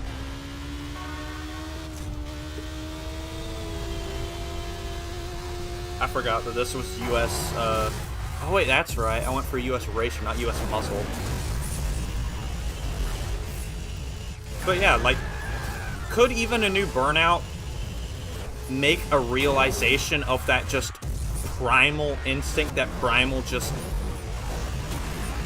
fallback of Burnout that's basically like, you're in the fucking jungle now, your only way to win is fight? Would a new Burnout be able to do something like that?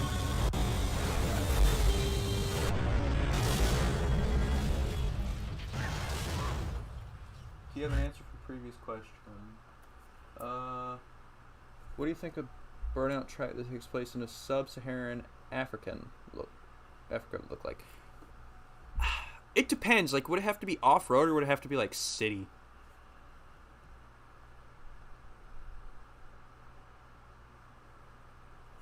Ram someone in the back, it just says yabba dabba doo.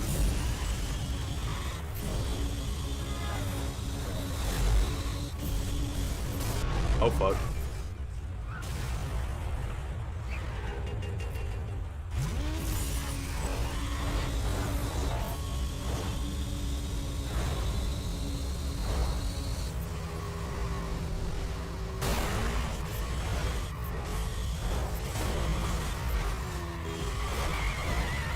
Oh, fuck.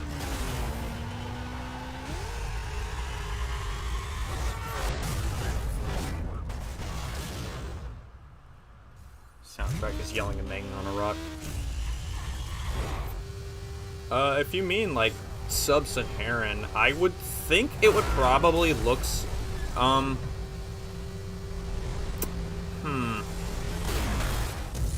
don't remember if sub-Saharan means in the Saharas or, like, below the Saharas. If we're talking, like, outside of the Sahara, I think it would probably look a lot like Island Paradise, or vaguely similar. If we're talking in the Sahara, I would think, I would imagine it would be, like, maybe, I'm trying to think.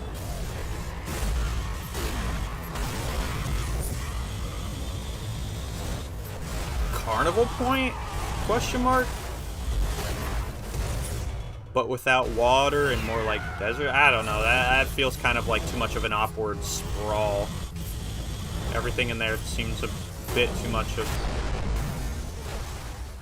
Because I think Sahara would be a lot flatter.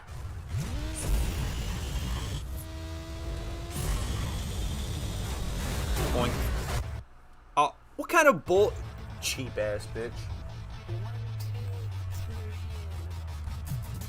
Frame rate's having a shit fit. Thank you, PCSX2. We all fucking hate you.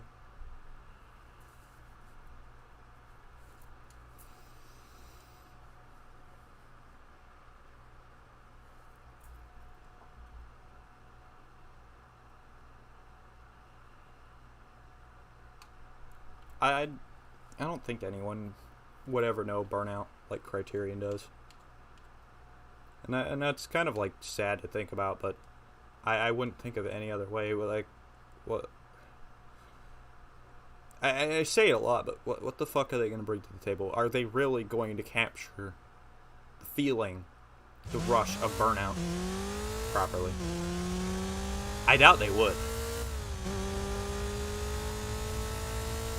Dominator only managed because it was on the same engine.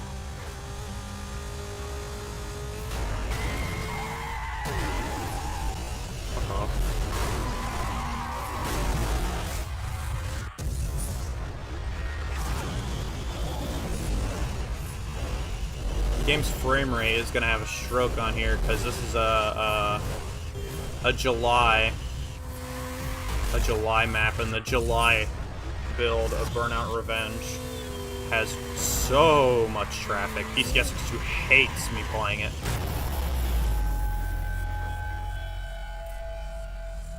Steer myself into this bitch ass over here. Come on. Come on. You can make it. You can make it. Fuck.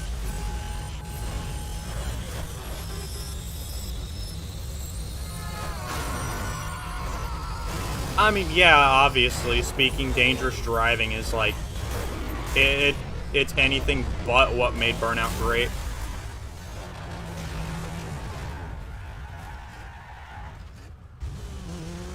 It's basically just here's Burnout, but without any burnout.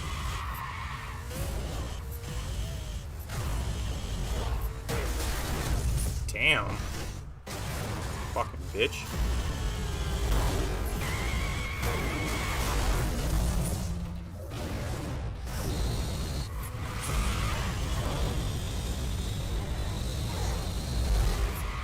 Oh fuck. I love the scenery of this map, but I fucking hate racing on it. Burnout, Jesus.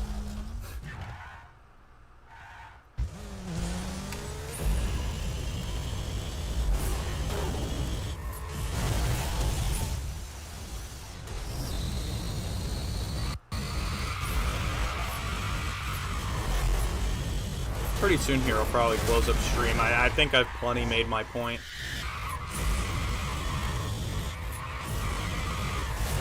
If they didn't do like an open world and rehash like Rivals or some shit from Beta Paradise, honestly I think they should try and do something like early Revenge, like grudge matches and like rivalries with certain cars. Or it'd be like a region-based thing where some cars in certain areas might be really pissed off at you and they'll target you more when they show up in races or something, I don't know. Fuck off.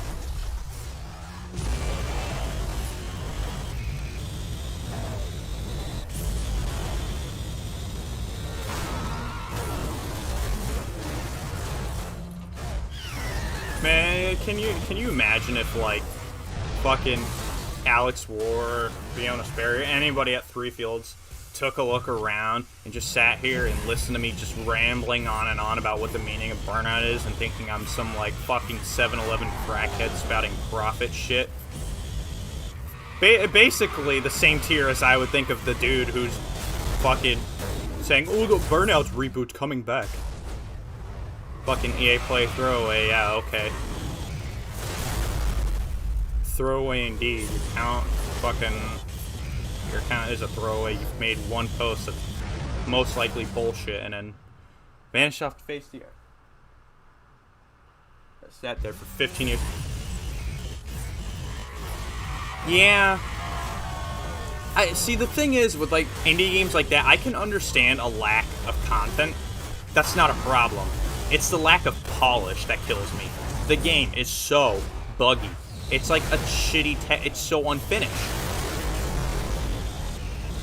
And they abandoned Danger Zone 2 for it. Danger Zone 2, it's buggy too, but I enjoy playing it more than Dangerous Driving. They took one buggy mess and they dished it for another. And now who's gonna sit here and talk about it? Me. I'm gonna sit here and I'm gonna ramble about it on a stream about a fucking stupid ass rumor about a Burnout reboot. Oh hey guys, I'm Mr. Burnout Man. I'm gonna tell you all about why Burnout exists and every fucking Burnout build that ever grazed the face of this earth, you know? Oh, I ran out of time. I didn't even realize.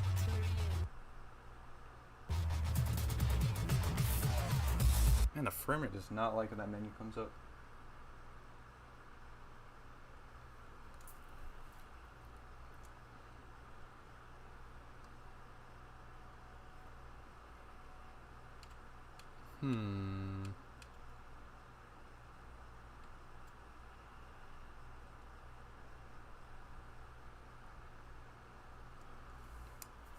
Oh wait, shit. Hit tab.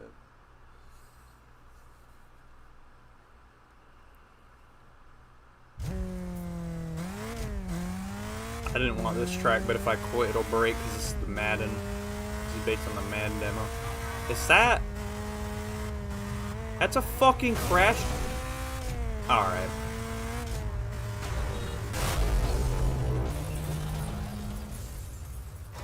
Share your Discord.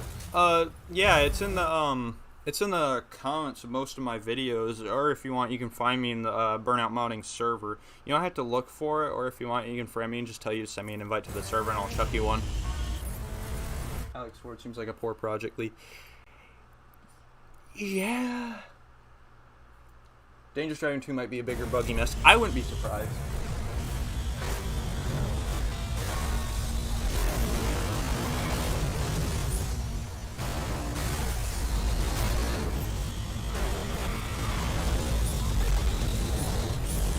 Like, it's funny to think where I rank among things. The original devs from Criterion who worked on Burnout probably think of me in some, like, fucking, oh, who the fuck is this kid who thinks he knows all this shit manner?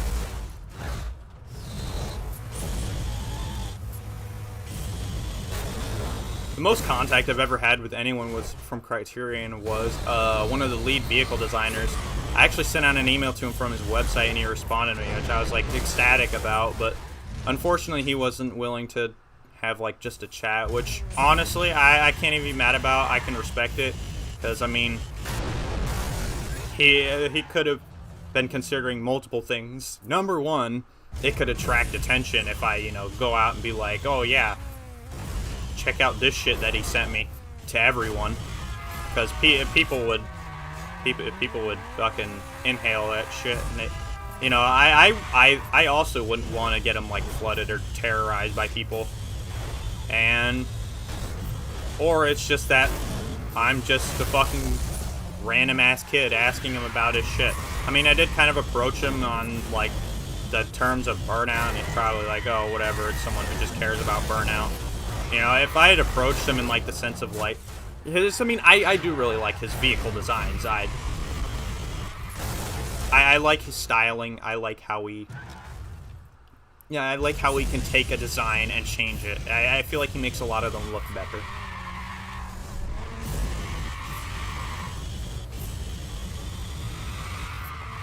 But I think because I approached him from the perspective of Burnout, and or just the fact that he didn't want like the heat that could have came with, you know, people knowing that, hey, this is the guy that did all the Burnout cars, and he responded to emails about Burnout, which would have enticed a lot of people to go and blow up his fucking emails.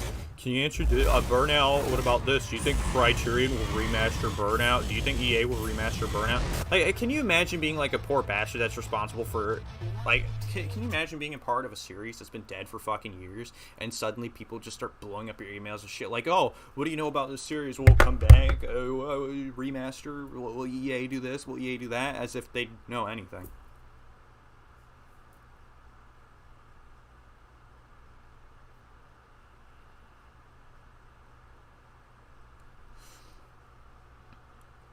I mean, that would be okay, I guess. What I like with Revenge's road rage is like the thing where you fill in the letters and it stops the timer. So it kind of encourages you to go fucking batshit.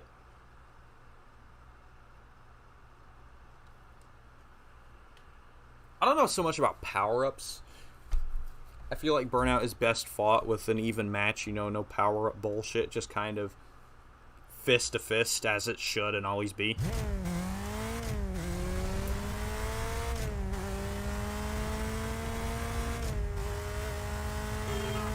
That's just my thought on it, though.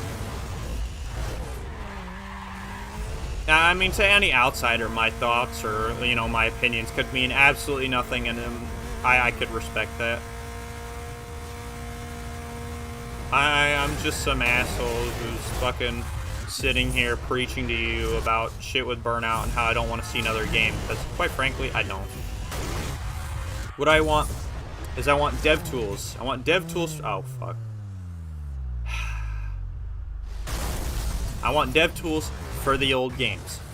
I want builds of the old games. I want to see the development. I want to know their development.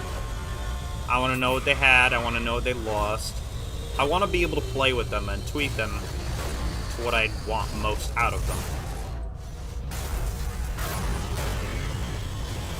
I've always wanted to make my own, or more in recent, I've wanted to make my own successor to Burnout, but I don't have the incentive or resources. I've tried to learn coding on numerous attempts and have gotten nowhere. I still can't wrap my head around it. If I did, though, I would totally be all for taking on Burnout itself, because, I mean, I've taken on Burnout fans with my giant iron fists that I know these games. Don't test me. People just show up in my comments and rip into me without even watching the video. It's not bad. I'm not calling the fucking game bad. I'm explaining to you why, or what is bad about it. The title isn't clickbait. And I still plan to do that for more games, but I gotta think of what next. Like something I have enough experience with that I can throw hands at it without getting just fucking eaten alive by rabid fans. Ah, fuck.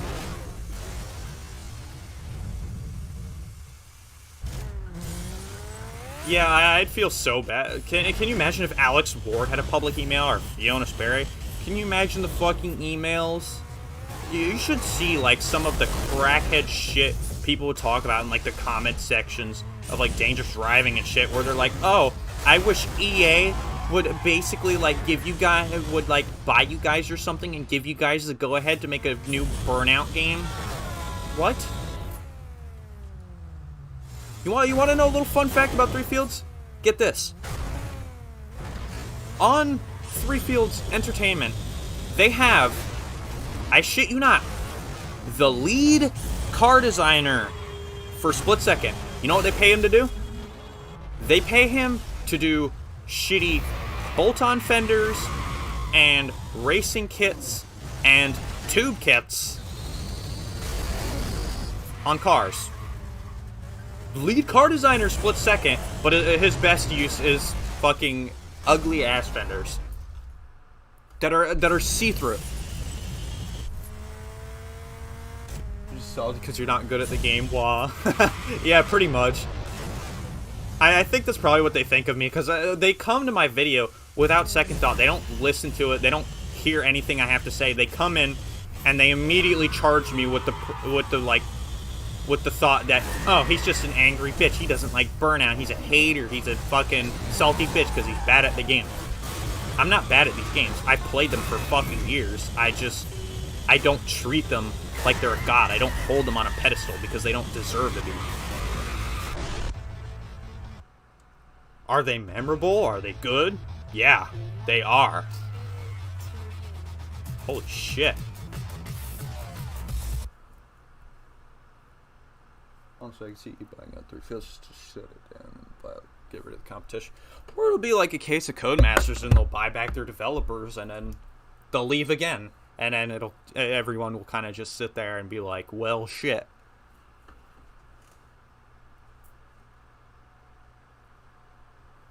exactly. I'm not.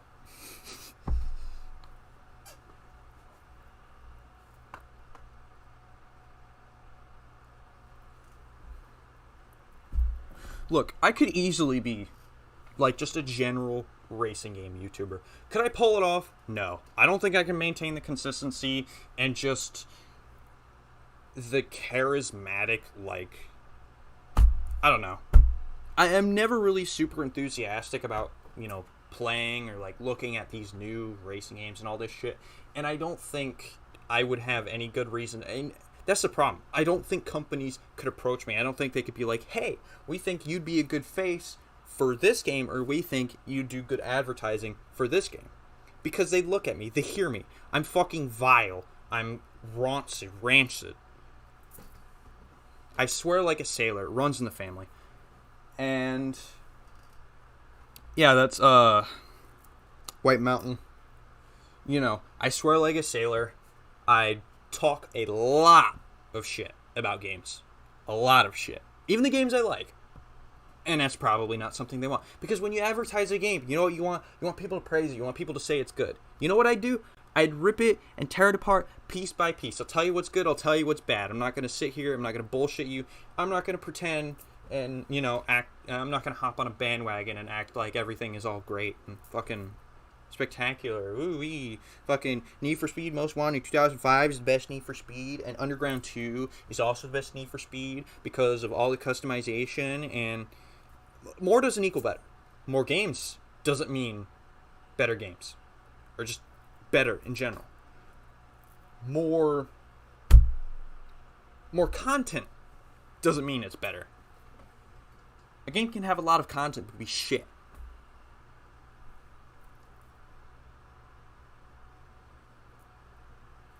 I mean, I think I could take my step into like a, in air quotes, racing game YouTuber, but I think it would be like a very vague, in quotes, type of thing. Because I'm such a different case compared to the rest.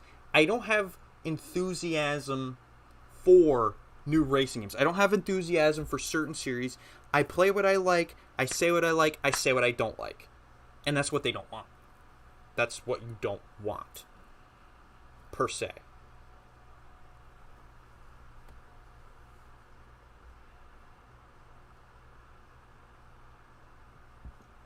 I could be Black Panther. I could be a sellout. I could have all this money. I could have my dream cars. But you know what? I wouldn't want that. You know why? Fuck the R34 GTR. I fucking hate that thing. Fuck being a shill tuber. I'm not going to sell my soul and my personality for money. It's never about... For me, you know, I know anybody who's like up and coming or just small will say this. It's not about the money. Genuinely. Because that's how you get by. To start, you have to live on just the mindset that you're going to give so much and you're going to get nothing in return. Because that's how it is for me. I put so much effort into my YouTube shit. I put so much effort into modding games and I get nothing. Very little in return. I get fucking beat down. I get kicked into the fucking sidewalk with steel toe boots. Because that's just how it is. I'm not gonna lie about it. I'm not gonna pretend like things are great.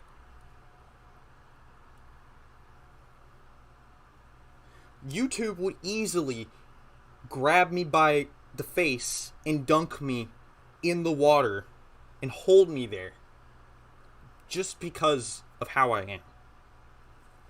Oh, you swear like a sailor. Oh, you're hateful. You're negative. Fuck you, die. It's that easy. They could wipe my miserable ass off the face of this site in the snap of fingers. They could tell me to pack my shit fuck off anytime they wanted, and I could do nothing about it. That's just how it is. But do I care? No.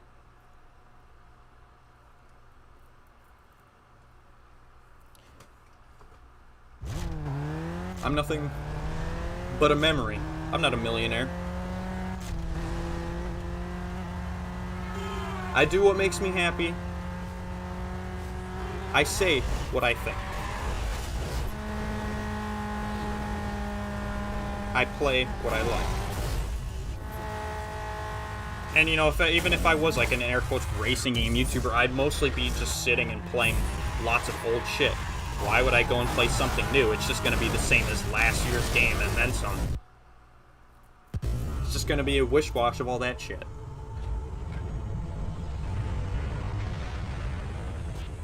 A real racing game YouTuber would sit and they would tell you all the goods and the bads of a game and just tell you straight up how things are. And, you know, all of that. They wouldn't try to hide, and, you know, they wouldn't hide behind a mask made up of money to tell you, oh, this game will be great, or, you know. And I mean, there are some people who have on, like, genuine thoughts, or like, oh, I can't wait for this, or oh, I want to play this. And, you know, that's fine. But it's more or less just racing game YouTubers, especially larger ones, are just bad. In every sense of the meaning. They're nothing but shills. They care so little, seemingly, about what they do, because they're willing to fake what they think and what they speak on something. They're willing to hold their tongue. And I think that's something that easily sets me apart. Like, you know, if any other YouTuber brought up this topic, they'd probably be sitting here, oh, I can't fucking wait, I want a new Burnout game, I'd love a new Burnout game, I want this, I want that. You know what I want? I want people to shut the fuck up. I don't want a new Burnout game. And, you know, I mean it in the kindest way, I don't literally mean it to sound like an asshole, but I'm just sick, and I'm tired of this, remaster this game, remaster that game. Go fucking play it, dude. Don't wait for the company to make you go and spend another $60 for a shitty fucking texture rehash, because they're probably not going to put any more effort into it than that. And then just shove it on the new consoles, be like, here, kiddo, here's the game you fucking asked for a remaster of.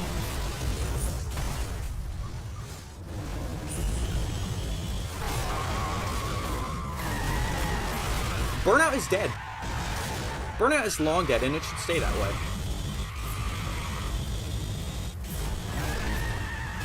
Because at least then, what really sets something apart is the memory. Will people remember Forza Horizon 4 in, let's say, 100 years? Maybe very vaguely. Oh yeah, I remember my grandpa fucking played that game. You know, here's an old disc copy. But beyond that, nobody's gonna fucking remember.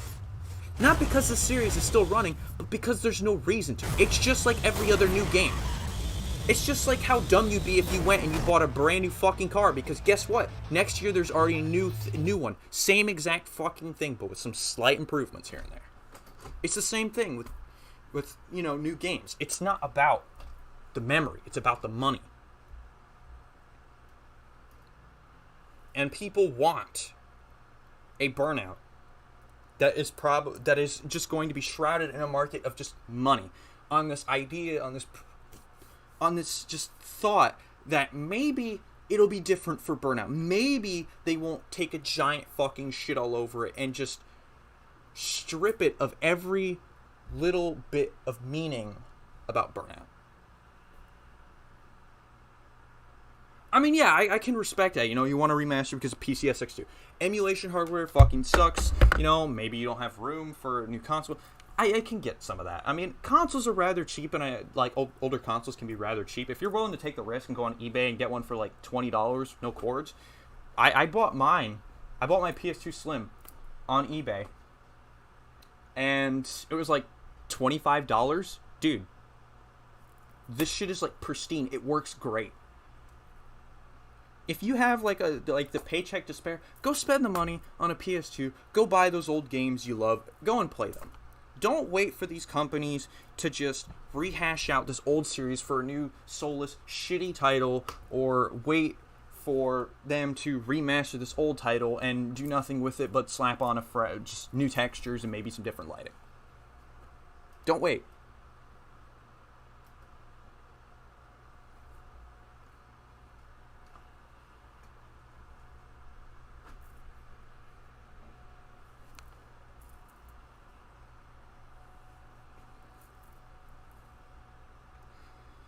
Are you still able to get memory cards for PS2? Yeah, you still can. If you can find like retro gaming stores, you go on like eBay or some shit, you could get some, or you could like if you got people you know that have like PS2s or some shit lying around, just ask them for one. Like ship it to you. How much would it probably cost car manufacturer to make a real life carbon copy, replica, prototype, or 205 GT? That's considering the resources that you use. Say, take for example, at some point in my life, I would love to do my own body kits for cars, or kit cars, or just that type of shit. Just express myself with vehicles. Make my own vehicles, whether it be through using other cars, building kits on top of them, or just taking another car simply for its wheelbase and using that. I would take the wheelbase of the R205 GT, and you would get resources, I've been working with 3D modeling for years. I've been modeling since like my mid-early teens, and you'd basically, you get resources. It depends what you make it out of. You can make it out of aluminum, you can make it out of fiberglass, which, let's be real here, if you're making some shit like a kit car, you probably don't have the money to buy all that aluminum. Just go buy fiberglass. That shit's dirt cheap.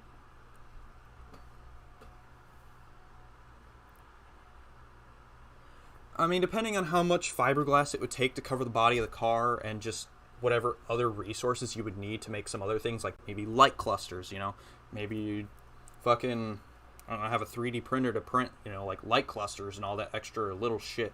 And I guess whatever money has to go into mechanical and engine work to make the car run. But I mean, that's why you would base it off the chassis of another car with the same wheelbase, so that way you don't have to do all that extra work.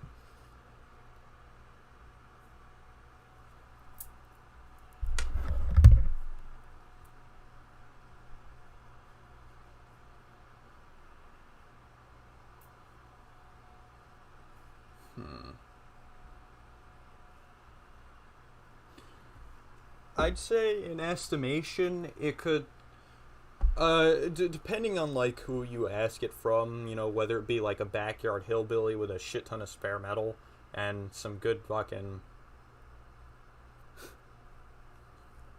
skills with mending shit, or you talk to someone who, would make kits and that type of shit. I think it would cost a sizable bit from like a kit manufacturer, some shit, which obviously that's to be expected. I'd say anywhere near a couple grand for the body alone, at least. If you want like same engine and shit, you can go ahead. If you want like same engine specs and all that extra shit, you can go ahead and you can take that crank, and you can go from probably like maybe 5,000 tops for just the body kit alone, and just easily shoot that to maybe like 30K. Anything past, like if you don't go and rip out your engine from like a junkyard, or just get some like pre-built powerhouse motor, you're gonna be easily blowing like 20, 30, 40 grand or more. And that's not what that's not the kind of money you want to be spending. At least I wouldn't. I don't think it would be worth it. So yeah, just the bodywork alone is probably maybe about like 5 grand tops. Might be some more with labor from like certain people. Fuck.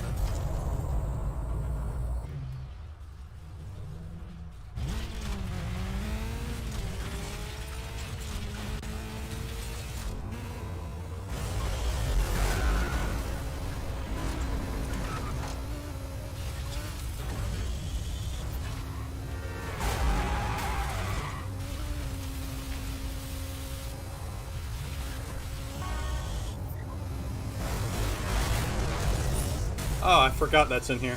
Fuck. I keep forgetting. I was helping somebody out with some testing shit, and he asked me to check something with a car. And I forgot to remove it. Yeah, it's still sitting in my game all spiky and hell. There's a damn thing. There it is. It's Coop Type 1. An edited Coop Type 1, but yeah. What the fuck? I didn't even know you could catch those.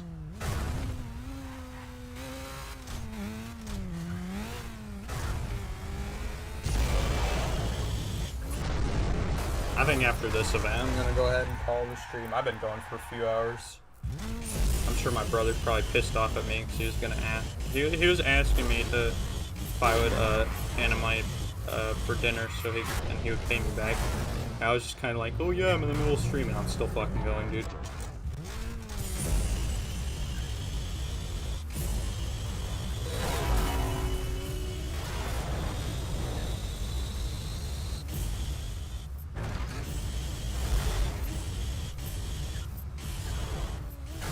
I would, like, hopefully at some point want to do, like, live streams and other shit with other people as well. Because I'm sure maybe to some degree it does get a little bit boring with just me here.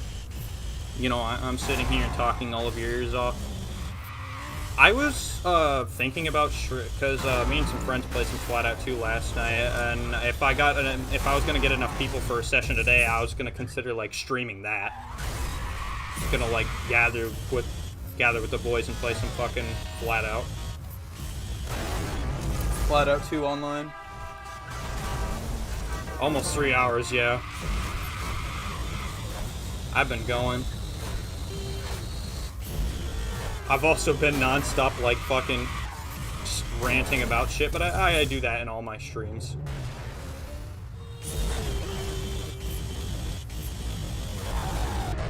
What the fuck? God damn. Dude just fucking threw my ass with that car.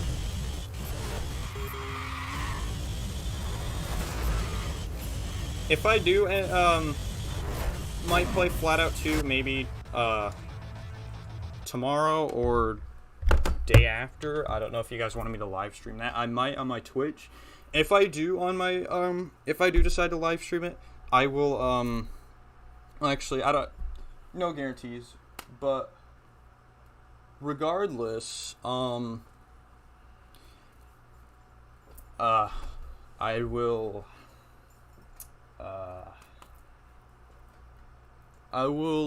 link up my Twitch to my Discord profile. So if you want, you guys can go ahead and throw that a follow for whenever I actually stream on Twitch. Oh, I'm sure there's a bunch of people who enjoy my rants. I mean, I'm sitting here just playing Burnout and rambling about the most random shit. I figured, like, I figured this would be, like, a really good opportunity to kind of come in here and be, like, because this whole shit, if y'all actually wanted to hear about this, subreddit shit, like, speak more on it, if you guys want, I can post it in the comments or something, or if, you can just, like, DM me on Discord and be like, hey, yo, pass me a link, and I'll be like, I bet. But, yeah, I figured that would be a great opportunity to come on here and be like, alright, let's talk Burnout. But, yeah, I appreciate all of you for coming out here, but, I think my brother's kind of waiting on me for whatever the fuck we're going to do for dinner. I don't know where the hell he is. Should probably shoot him a call once I close this up. I'm going to link my Twitch to my Discord profile sometime tonight. If you guys wanted to go ahead and shoot that a follow, I'll try. I'll probably ask one of my friends to remind me to be like, hey, I'll do some more streaming on Twitch. I'll probably try and do some more shit on Twitch soon, because I need to do something with that. I've said I needed to, and I haven't done anything with my Twitch profile yet.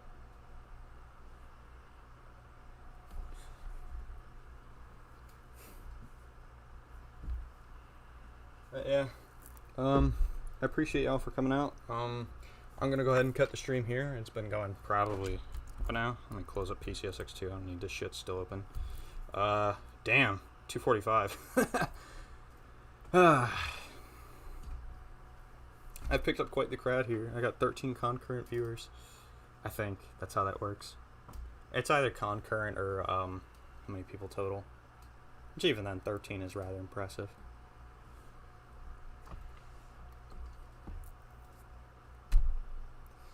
But yeah, yeah, y'all have a good one.